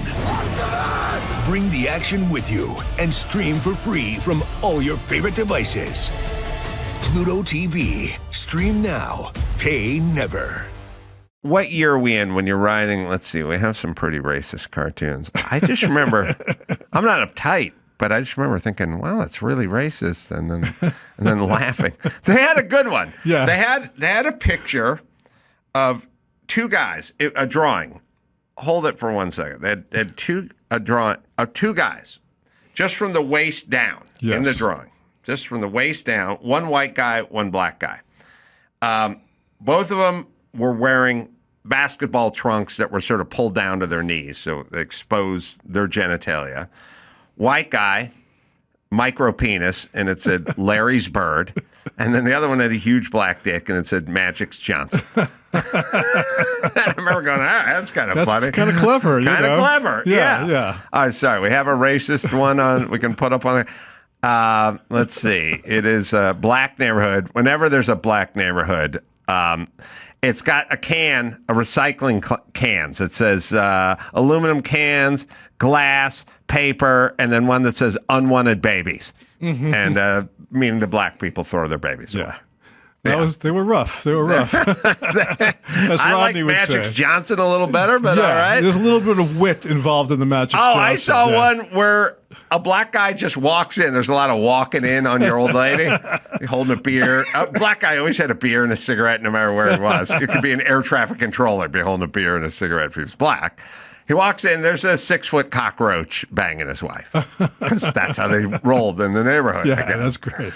So I could tell you a funny Larry Flint story if you want. Larry Flint, I could tell Larry you Larry Flint. Larry Flint, Fridays got to be sort of somewhat popular at a certain point. The TV show. Yes, and he had already there had been the assassination attempt. Yes. And he lost the ability to walk. He became a paraplegic. Mm-hmm. And he came to, and if you remember, I don't know if you remember this, he became a born-again Christian at a certain point. And Ruth Carter Stapleton, Jimmy Carter's sister, became his spiritual advisor. Wow. And it was like so surreal. And Althea, his wife, they were all like on drugs quite clearly. And they had Hell's Angels as part of their entourage. And they came to the show. And they were sitting in the green room. And we, the writers, were in the sub-basement of the building. And we got word that Larry Flint wanted a joint. And I immediately volunteered to roll a joint to bring it up to Larry Flynt. And I rolled a joint and I ran as fast as I could because the show was about to start, as fast as I could over to the studio, to the green room. And I'm running towards the green room and suddenly I get tackled by these big guys in suits and they're Secret Service guys. And they go, "What do you think you're doing?" You know? And I said, "I have a joint for the president's sister." And they went, "Oh, okay." And they let me in, and I gave the joint to Larry Flynt. Wow. And, yeah, that was because how surreal Carter's it was. sister was there. Yeah, exactly. What year was that? 1980. Mm-hmm. Yeah. And Fridays was a sketch show? Sketch show, kind of, it was, a Saturday Night Live derivative, although we hated having it be perceived that way. And so we were pretty radical writers. Larry David was on that show. Michael Richards was on that show. And that's how I connected with them. Larry was writing on that show? Writing and performing. Oh, and performing. Michael, too, writing and performing. Although mostly for themselves. Writing for themselves. I think Michael stretched out that whole white guy using the N-word premise a little deeper into the, yes. into the 2000s, He found perhaps. a new context. Yeah.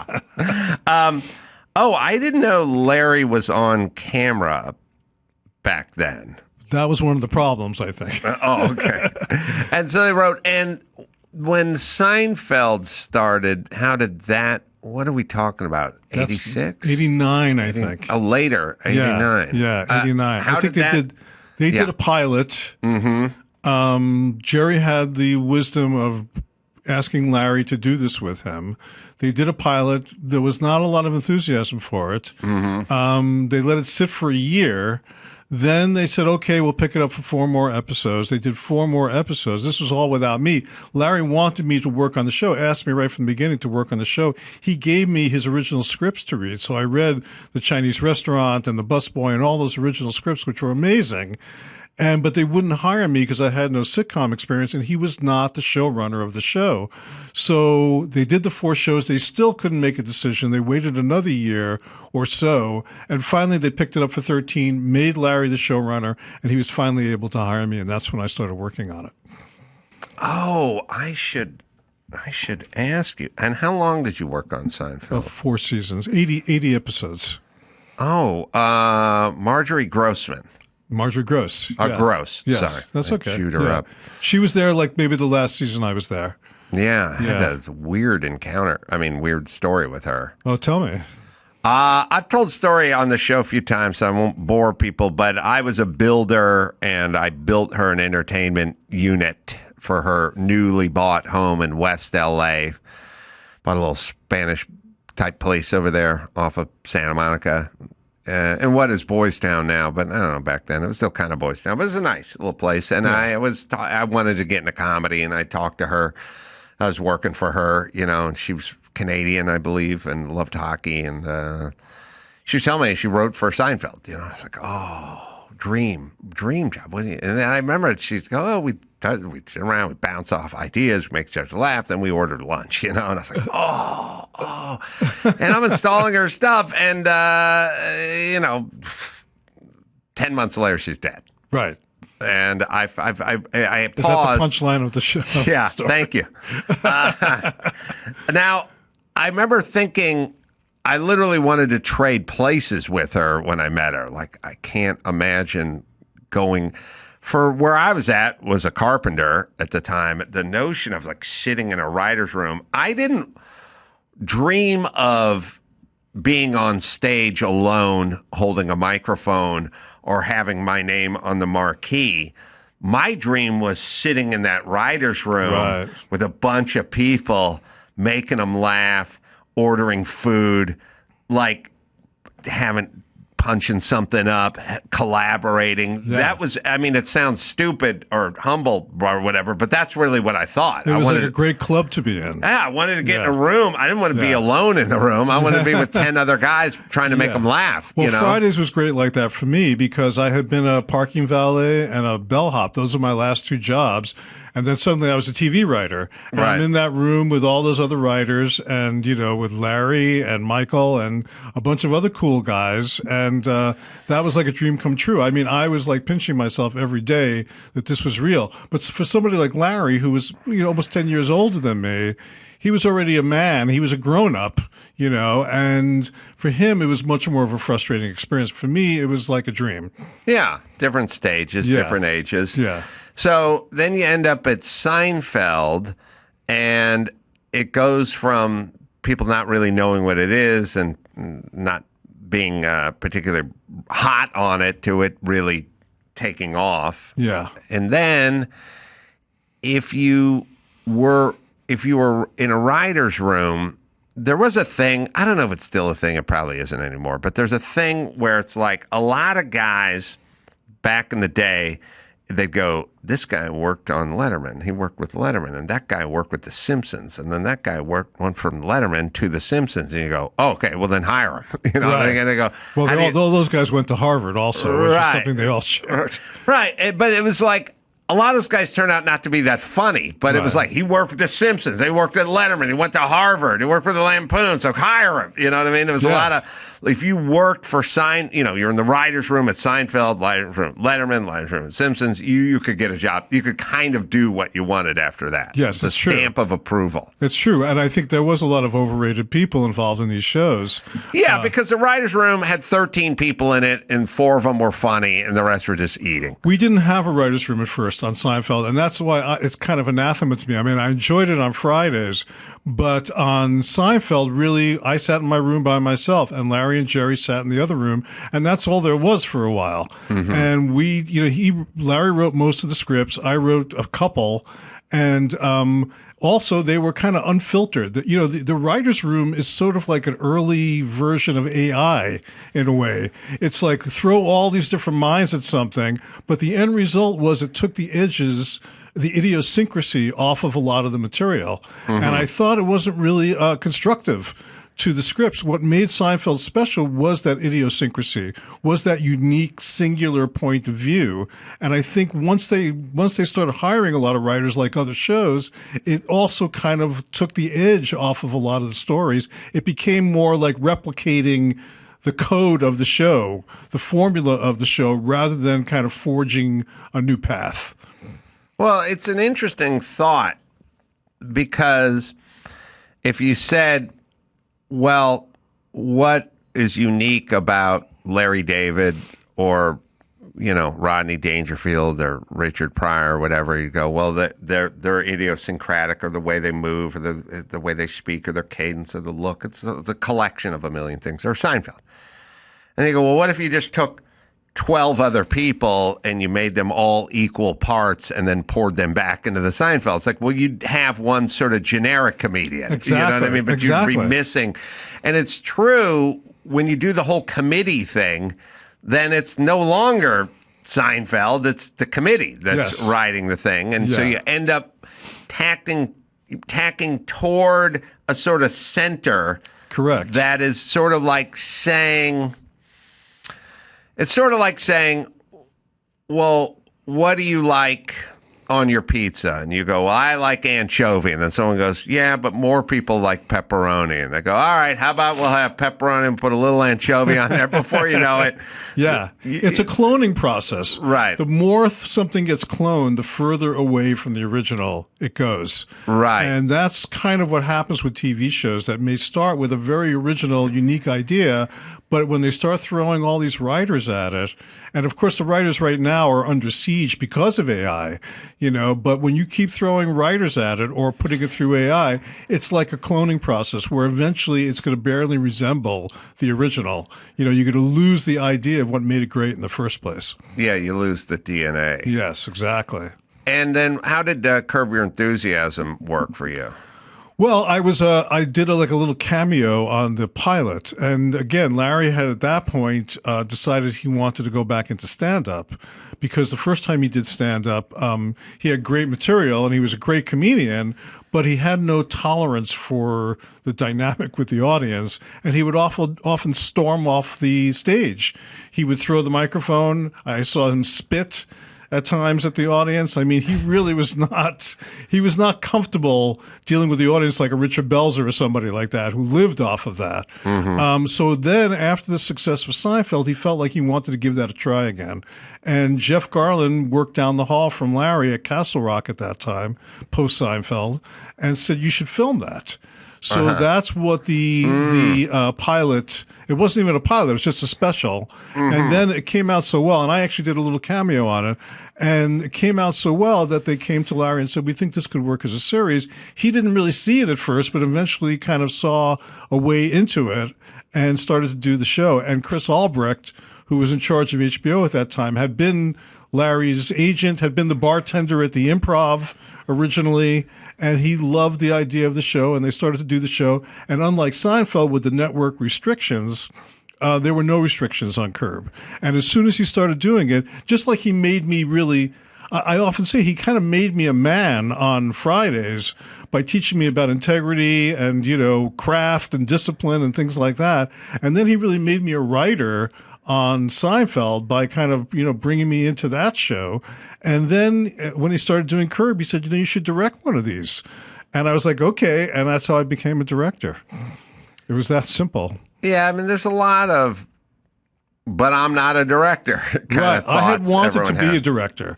I had never voiced it to anybody. I was ashamed. Being from Brooklyn, I didn't want to say, I want to be a director. I would have got my ass kicked. So I kept that to myself. And even all through my successful years on Seinfeld, Mad About You, all those shows, I didn't say to anybody I really want to try to direct.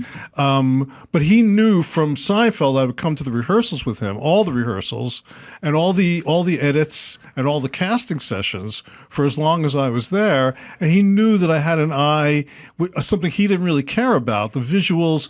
Boy, if you move the camera in on him when he says that line, you get a bigger laugh, that kind of stuff. So he knew that I was thinking about those things, and he had a good instinct, again, back to that word. And he said, why don't you direct one of these? And that was a great instinct. And I was smart enough to go, yes. When did Borat come into play? HBO had these, they had the great boxing matches at that time. And Ari Emanuel was my agent, and he was Larry's agent. And we went to a championship match at the Staples Center, which was unusual. Usually they're in Vegas. We would go to Vegas quite a bit also, but this was downtown at the Staples Center, and there's like a VIP area before the fight. And Ari was also representing this other guy, Sacha Baron Cohen. And he brought him over and introduced us, and I started talking to him. We had a great conversation, really hit it off. Didn't think anything more about it at that point. And a couple of years later, he had started making the movie. It fell apart. And he called me up and said, would you be interested in directing this? Really? And I had known the Ali G show, and I saw some of the footage they shot, and I immediately said yes.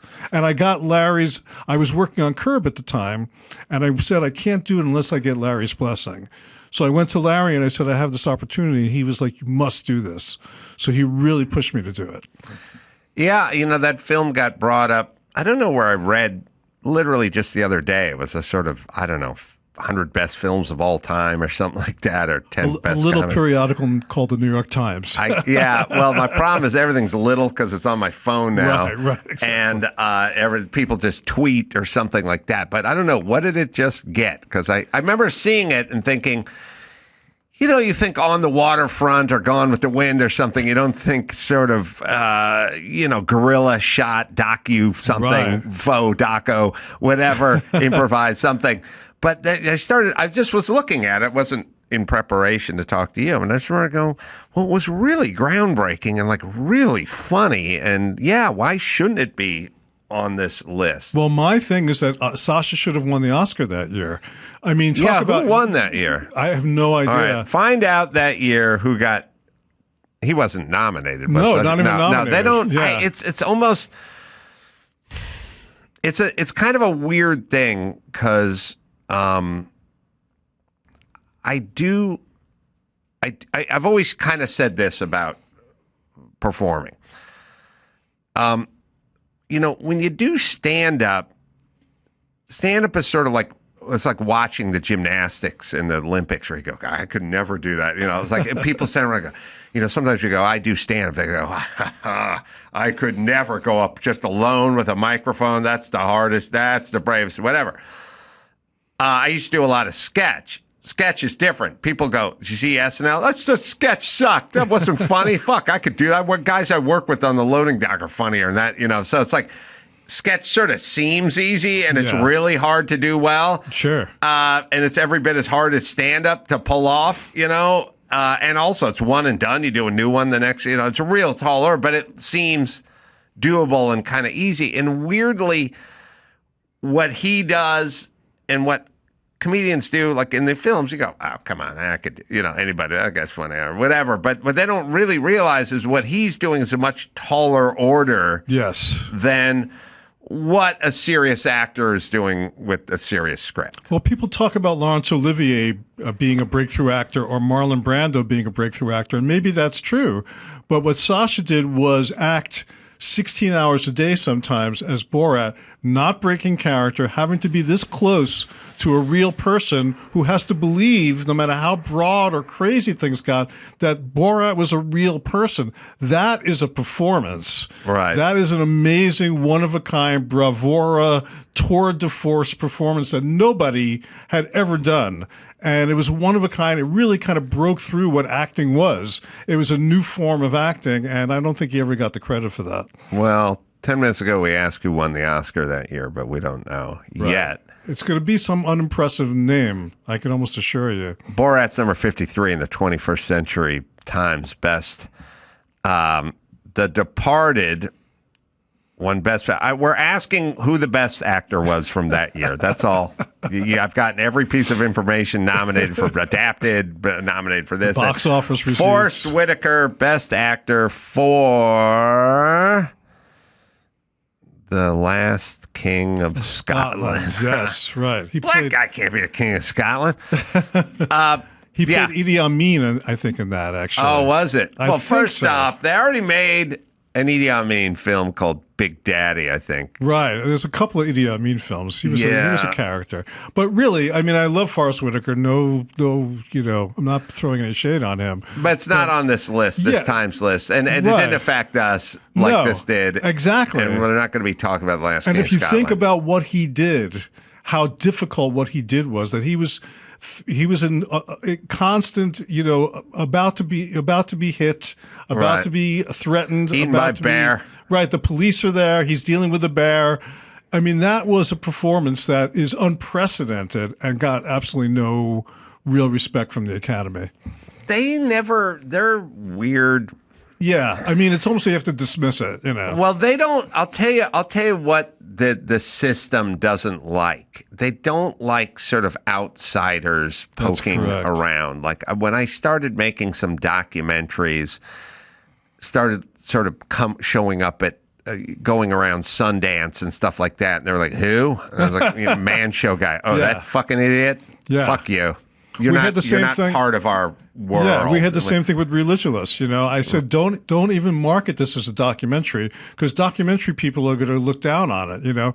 Right. Call it a nonfiction comedy or something like that. Bill Maher. Yeah, because people are really protective of their little niches. Right, and that's the case with the Academy also. It was true with Seinfeld. Seinfeld had a very outsider status, even when it was really successful. The networks were afraid of replicating Seinfeld because we didn't have a writer's room, because we did stories that were extreme and strange and farcical all at the same time, and they didn't want to have to copy that. So if you notice, there are not a lot of knockoffs of Seinfeld, none that were successful, really. They still are doing like the Cheers model and the Mary Tyler Moore model. That's really the model still for TV shows that try to traffic in that stuff. Listen, you're referencing good sitcoms. I mean, they're still doing kind of 80s Alf kind of, although I like Alf. But My they're Two doing Dads. they're doing a kind of basic Tim Allen-y kind of stuff. Yes, that's right.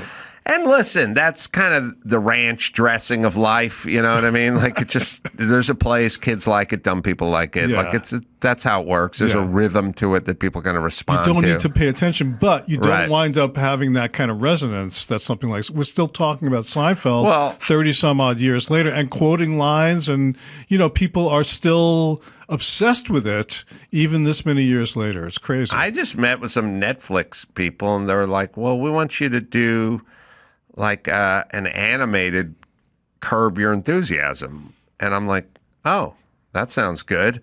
But the point is I don't go, well, what's Curb Your Enthusiasm? Or I've heard of it. I haven't seen any episodes or anything. Like they don't go watch a few episodes of Curb Your Enthusiasm. We want to do an animated sort of version of that with you as Larry David. They just go, we're going to do, they don't say the whole word. They just go, Curb. Would do like an animated Curb, and everyone goes, oh, okay. They get it. Yeah, I know what that means. Which is, you think about it, but whether you're doing art, comedy, sitcoms, or you're a professional tennis player, if someone's heard of you, like I tell people all the time, I go, if you're a NASCAR driver and people know your name, that's pretty good. Yeah. Or a tennis player or a golfer. That Yes. means you're in some kind of rarefied air. And then people go, well, is he any good at golf? I was like, well, his fucking name, right? How many, 3 golfers' names. You know that guy's name. Right. You know what I mean? So it's like, if you know the sitcom and if people can reference it without even explaining it, yeah. It's permeated their consciousness. That's very hard to do, and it's not something you could even intend to do. It's something that happens almost by accident. It's some kind of weird dynamic that occurs between the audience and a show. Or, it happens like, and not to compare it to the Beatles, but, it's like there's certain elements that made the Beatles. You can't recreate that. It happens kind of by accident. It's a synchronicity. I see the headlines now. Larry Charles says Seinfeld is bigger than the Beatles, and the Beatles said they're bigger than God. Yes. So thus, you claim that Seinfeld is bigger than God. I would say it's true at this point. Well, what other films did you work on that I'm aware of? Well, I did with Sacha, I did Bruno. Oh, yeah. And again, I've been around the world. Everybody has seen Borat, but for some reason, and I'll tell you the reason, most of those people have not seen Bruno. And the reason is Bruno was about a flamboyantly gay character, and homophobia is still so rampant. Even though Bruno might even be funnier than Borat, people just were shied away because they didn't want to watch a flamboyantly gay character go through his journey the way they were very patient about Borat going through his journey. I'll push back a little in that lightning in a bottle, hard to grab twice, yes. And you go, but the other thing was better than the last thing, but more people bought that thing. And it's sort of like, I didn't say it that way. No. What I'm saying is like there's so many artists who probably put out an album that said this is much better than the one that went platinum, but for some reason it just didn't, whatever. And there's a lot of elements. Yes. And one of them could be the homophobic side of it, but it's just also the expectation of even coming close to replicating what Borat was. The surprise was over. The phenomena was not going to happen.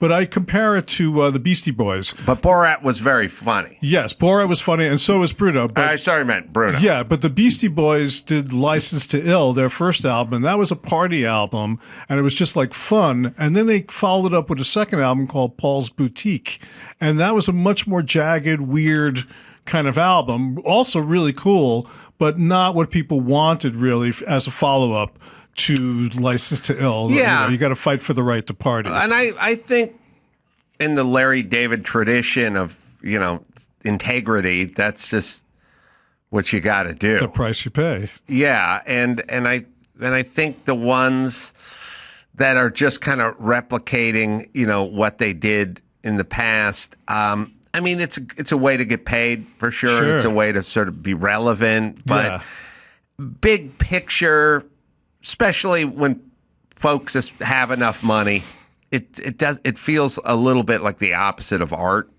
Yes, for sure. I mean, I've never done a sequel. I avoided it. When we finished Borat, they wanted us to do a sequel. Sacha himself was aghast at the thought of really? trying to recreate it. And then many years later, he wound up doing that. But the idea of just repeating something, I mean, I'm not here. I didn't get into this, certainly, for job security, for, just kind of doing things by rote. I like the gambling. I like the rolling of the dice. I like taking the risks, So I did Bruno, and then we did The Dictator also together. Oh, right. Yeah. Rosetta Stone, summer. Wow. It's a good time for a little growth, a little personal growth, and it's a good time to learn a new language. Rosetta Stone can help make real progress in that department. It feels natural. It's engaging. Rosetta Stone is the leading language learning program available on desktop and mobile, designed to fully immerse you in your chosen language for a more natural and effective learning experience. Learn faster, retain longer. Rosetta Stone immerses you in your new language, and they do it naturally, helping you think and communicate with confidence. Perfect your pronunciation. Learn anywhere, anytime with Rosetta Stone, right, Dawson? Don't wait. Unlock your language learning potential now. Adam Carolla Show listeners can grab a Rosetta Stone's lifetime membership for 50% off. That's unlimited access to 25 language courses for life. Visit rosettastone.com/Adam to get started and claim your 50% off today. Don't miss out. Go to rosettastone.com/Adam and start learning today. I agree. I did the Man Show. We did 100 episodes. And when we're done, Jimmy's going off to late night and then wanted me to do more Man Show stuff, and I just said, nah, I'm going to go with Jimmy and work on the late night show and sit in the writer's room. Yeah, you finally got that dream. Yeah, and eat for free. Yeah. And it was the weirdest thing ever. I was like, I am so happy to sit in this room with these guys and not walk out on stage. And I could remember sitting there. It's a weird wiring I have, I guess. The Man Show was successful and all that. And we just sit in this writer's room and sort of argue over what we're going to order for lunch. And then at some point, like somebody, the headphone would like come in and go like, okay, Jimmy, we need you on stage to do rehearsal now. And Jimmy would go, oh, okay. And he'd get up and leave. And I'd just look at him and go, sucker. I'm waiting. I'm going to be eating when you come back. No pressure, no makeup. It was nothing. It was like, I'm just getting paid, hanging out. Yeah. And also I'll be like, look, I'll pitch a few jokes for the monologue. You want to use them? Use them. If you don't, well, then don't. Yeah. I don't care. Yeah. You were in that was a great position to be in. I worked on Arsenio before I did Seinfeld. And Arsenio, yeah. I wrote jokes for him. And the last 6 months of my contract, I didn't get a joke on the air. And I was kind of desperate. I needed the money. I needed the job. I had a baby, all that kind of stuff. Mm-hmm. And then finally I got fired. But the next day I went to see Keenan. I got an offer to go meet Keenan Ivory Wayans and work on In Living Color. He stood me up. And then I got a phone call from Larry saying, hey, I'm doing this show Seinfeld. We'll do 13 episodes. It'll get canceled. You'll make a little money. We'll move on with our lives. So because of those things, I wound up doing Seinfeld. Yeah. And also it's just so unchartable and predictable. Very. Yeah, but, it's like, it's the most, that people... when I got into show business sort of thing, and I don't even know if I ever got into show business, but when I started out, I had a conversation with Bob Ringwald, who was Molly Ringwald's dad, who I knew growing up. He was the jazz pianist. Yes. Right. Blind, yes. Yeah. Interesting. I think playing the piano is about the only thing you can do better blind. Maybe sex. George Shearing, I don't know if you know who he was. Blind, I think it helps. Pianist, Ray Charles. Yeah, because when you can see and you're playing the piano, all of a sudden the hot cocktail waitress walks into the club. Very distracted. Sure, over there. Easily it's just, you're always in that zone. Yeah. And I frequently close my eyes. Like if you said to me, look, Adam, I'm going to give you directions to my house. I live off of Mulholland up in the Hollywood Hills. I'll give you directions to my house. I'll give you $5,000. You can get there, but you can't write it down. I said, okay.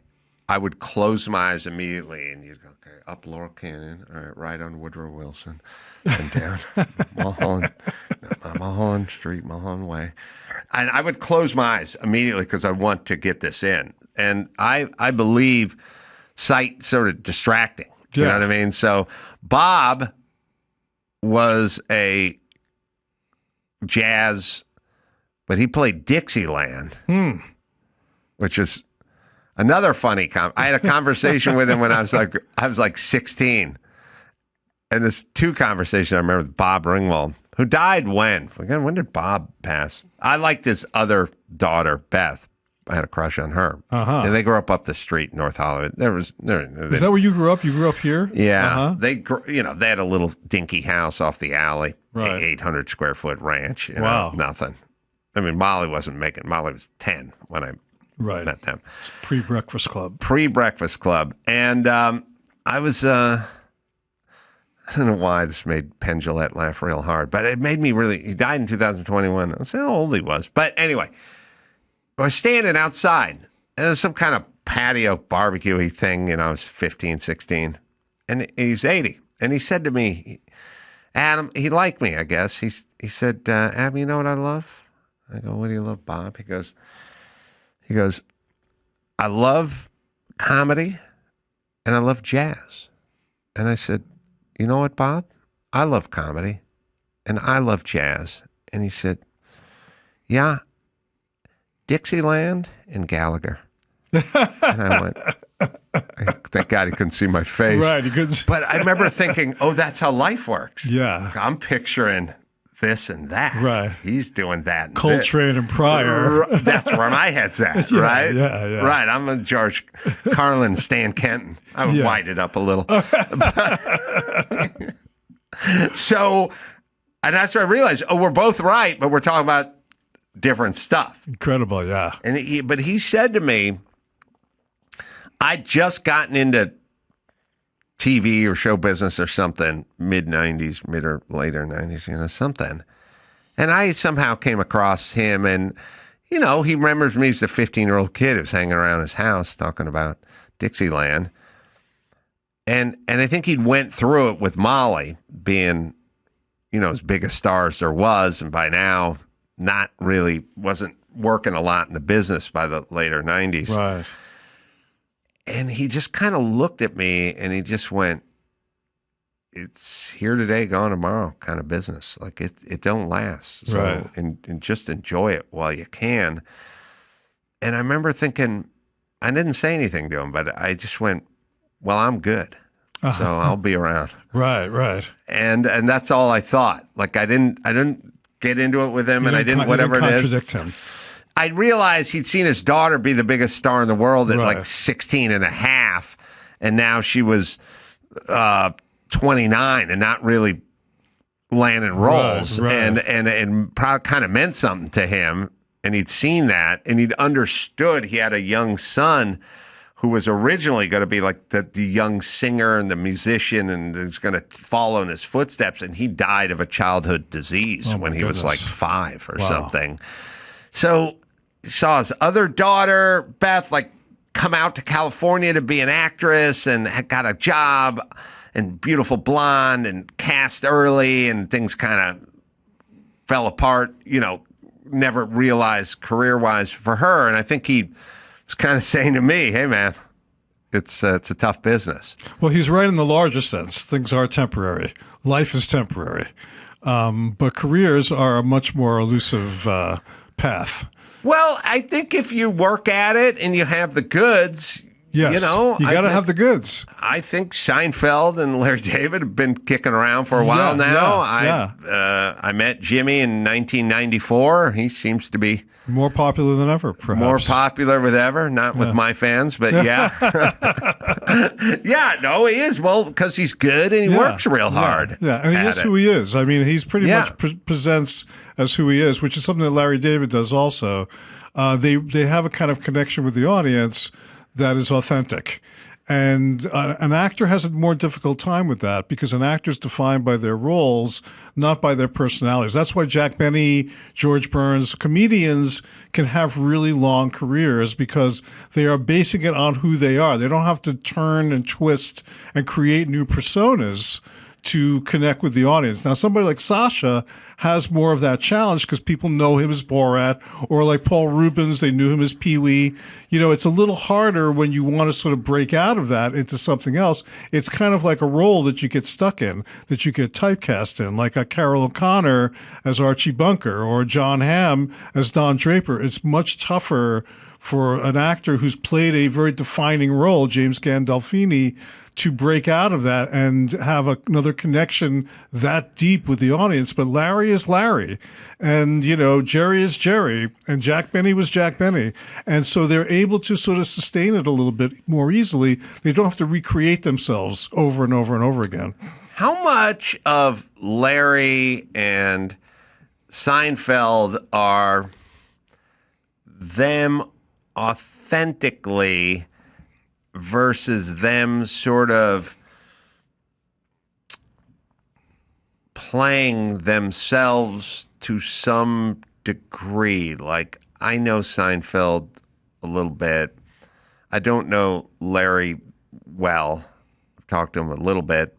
But, like, I was doing some car thing with Seinfeld, and Seinfeld was kind of being Seinfeld in a weird way, you know? And I'm not accusing him of being inauthentic. What I'm sort of saying is kind of, there's like no one would go to Larry if they went to Larry David and went, "Hey, can you help us move this weekend?" He'd go, "Are you kidding?"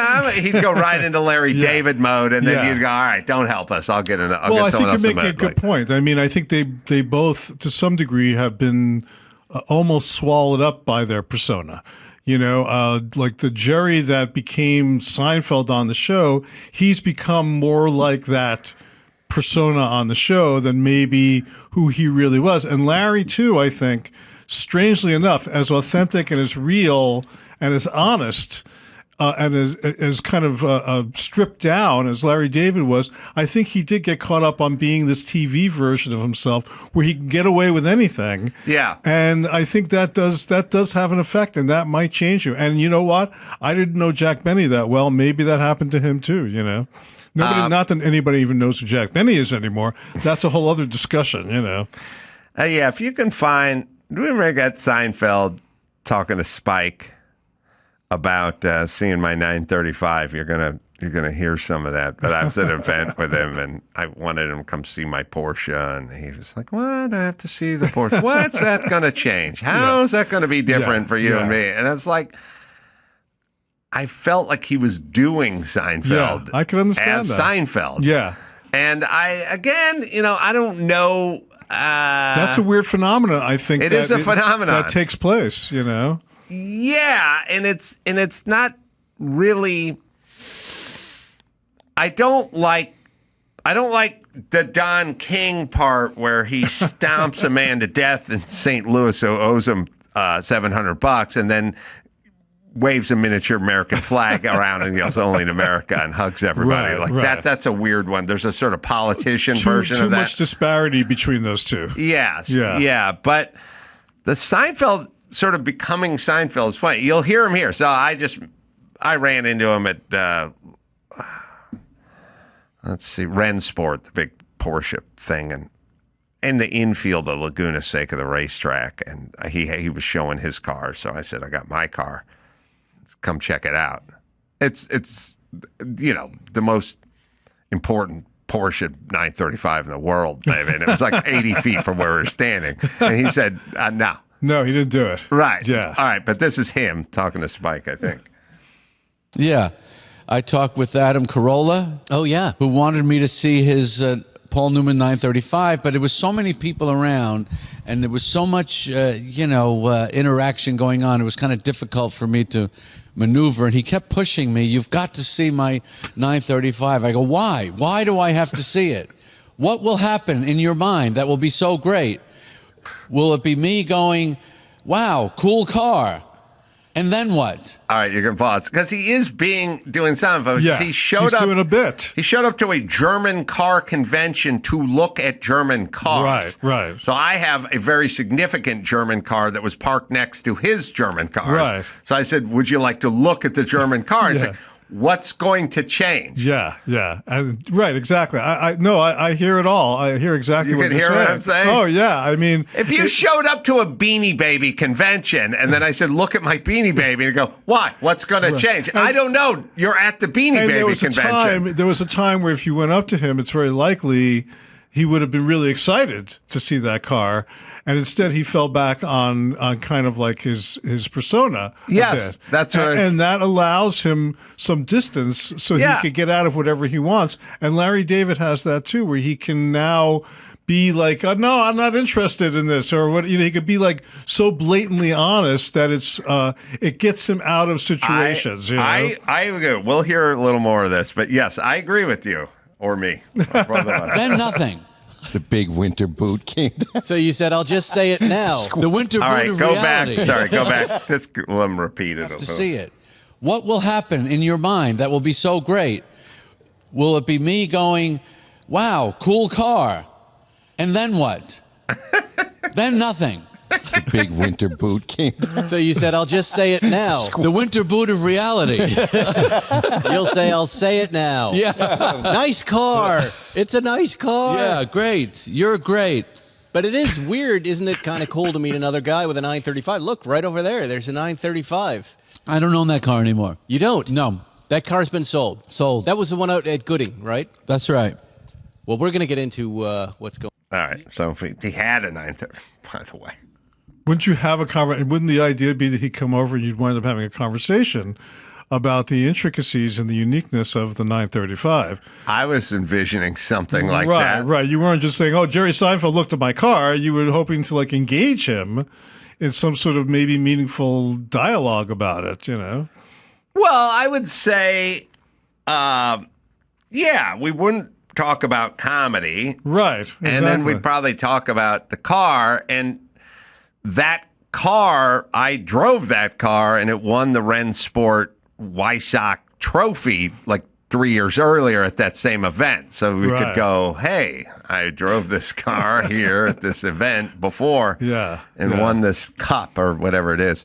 Well, there could be some discussion about... You've got to develop your persona enough in the public to be able to have that ability to kind of blow people off if you want to.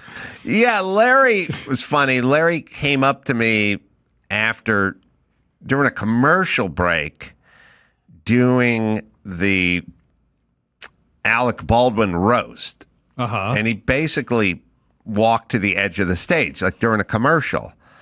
And he just like waved me over. And I don't know him. I've never worked with him, but he's like, "That joke you told, that's like the greatest joke ever. And I just want to tell you that." And I was like, "Oh, thanks." And he's like, "Yeah, that's amazing." And then so later on, I thought, well, shit, maybe he wants to come do the podcast because I'd like to interview Larry David. Sure.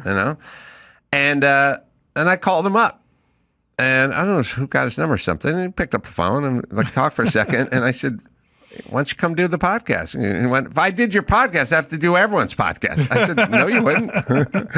You could just do my podcast." And now everyone start bugging me and whatever. And I realized he went into Larry David. Yes. He went into Larry David. And Seinfeld at the Ren Sport reunion went into Seinfeld. They have a bag of tricks now, and in that bag of tricks is their persona that they can pull out at any time they want to, or not pull out also. If they do want to engage, they don't pull that out. Right. But if they don't want to engage, they can pull out the persona, and that's a way to buffer them from the real world in some way. Yeah, it's interesting. It's a weird phenomena. Right. So in a way, you have worked with Sacha Baron Cohen, who had this different persona. Right.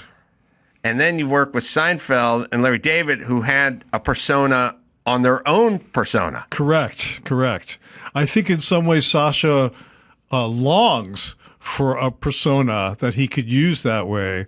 But for him, it's only worked by using these kind of these characters who are also sort of in a weird way, a part of him as well. There's a part of him that's Borat. There's a part of him that's Bruno. There's a part of him that's the dictator even. But who he is, I think that's maybe what he's still figuring out. In my experience, and I don't know Sacha Baron Cohen, but my experience is the guys who did the biggest characters were kind of most quietest in the group when they weren't doing what they were doing. Right. They were quiet, and you wouldn't even maybe know what they did for a living. Well, it's almost like Peter Sellers, who was a big influence on him. In a way, my take on it is that when you are losing yourself and immersing yourself in personas that are very, very different from you, it has to do to some degree with the fact that you almost don't exist. And I don't say that in a bad way, but it's like you are like sort of more alive inside those characters than you are when you take off the makeup, so to speak. And I think that's sort of true. Even with somebody like Robert De Niro, who used to really get inside a character to the point that you didn't recognize him, like Raging Bull. But when you hear him being interviewed, he's very, he's almost inarticulate sometimes, No, listen, I've said a million times, we sat around, I remember sitting around going, that De Niro's a genius. He's a genius. That guy's a genius. And everyone's like, do you agree? Oh, I agree. And everyone agreed because no one heard him on The View. And Bruce Springsteen was the same. Those two guys are just geniuses. Yeah. I don't know what they do. I don't know if they stand for. I've never heard them interviewed, but they're fucking geniuses, both of them. And then they both started showing up places and kind of speaking. Yeah. And then they're like, oh, that guy's an asshole now. and I should have never done it. Yeah. Because De Niro was an enigmatic genius the whole first 2/3 of my life. Yeah, that's right. Total mystique. And then he shows up on The View and he starts yelling, fuck Trump and stuff. And it's like, it's not even a political thing. He's inarticulate. Right. Like you go, oh, he's a dope but he's a dope. It's like Herschel Walker. Like he can do what he does. No one thinks Herschel Walker's a genius, but he can do what he does. Yeah. You know what I mean? It's kind of like that. Yeah. And for some reason, when you're in the arts, we ascribe this genius label to you. There's this marketing thing, too. We're now expected to go out and, if I don't have this kind of burden to carry, but someone like Robert De Niro or Bruce Springsteen, you're right. They never needed to go out and be themselves. He could be the boss and he could be the great actor. And that was enough. We were satisfied with that. But now you're expected to go out and promote these things and be yourself in that guise. Yeah. And then you're just a regular person and it's not that impressive, Yeah, and once in a while, there's somebody who kind of comes along where it's the reverse of that, where you go, man, that guy's super funny and fast and more interesting than I would have ever thought of. And there's a list of those guys. Definitely. Too, but by and large, you're never going to live up to genius. Right. And De Niro should have just shut up. Should have just been a quiet... He would just don't say a word, and everyone will think you're a genius. That's why he did he was an artist, I would say. Right. And who was able to do all his expression, all his work within these characters. That's what he needs to be judged on. But he has to also sell the product now, and he's got to push that product. And that forced him out there without these characters and being himself, and it just wasn't nearly as compelling, If he came out as Jake LaMotta from Raging Bull, it would probably be a better interview. Yeah, especially Fat Jake. Larry, let me plug the book over here, Comedy Samurai, 40 Years of Blood, Guts, and Laughter. It's available now wherever you find finer books. Larry, you got to come back. Anytime, man. Thank you so much for having me. Always a fun conversation My with pleasure. you. I'm going to be doing stand-up all over the place. I'm going to be at the Irvine Improv July 10th, and I'll be in the Covina Laugh Factory July 11th and 12th. I'll be at Zany's in Rosemont, Illinois. You can go to AdamCarolla.com for all the live shows. And Bridget Phetasy, Dumpster Fire with Bridget. Misspelled her last name. Sorry on this thing. So, till next time. Adam, for Bridget and Larry and Mayhem, saying mahalo.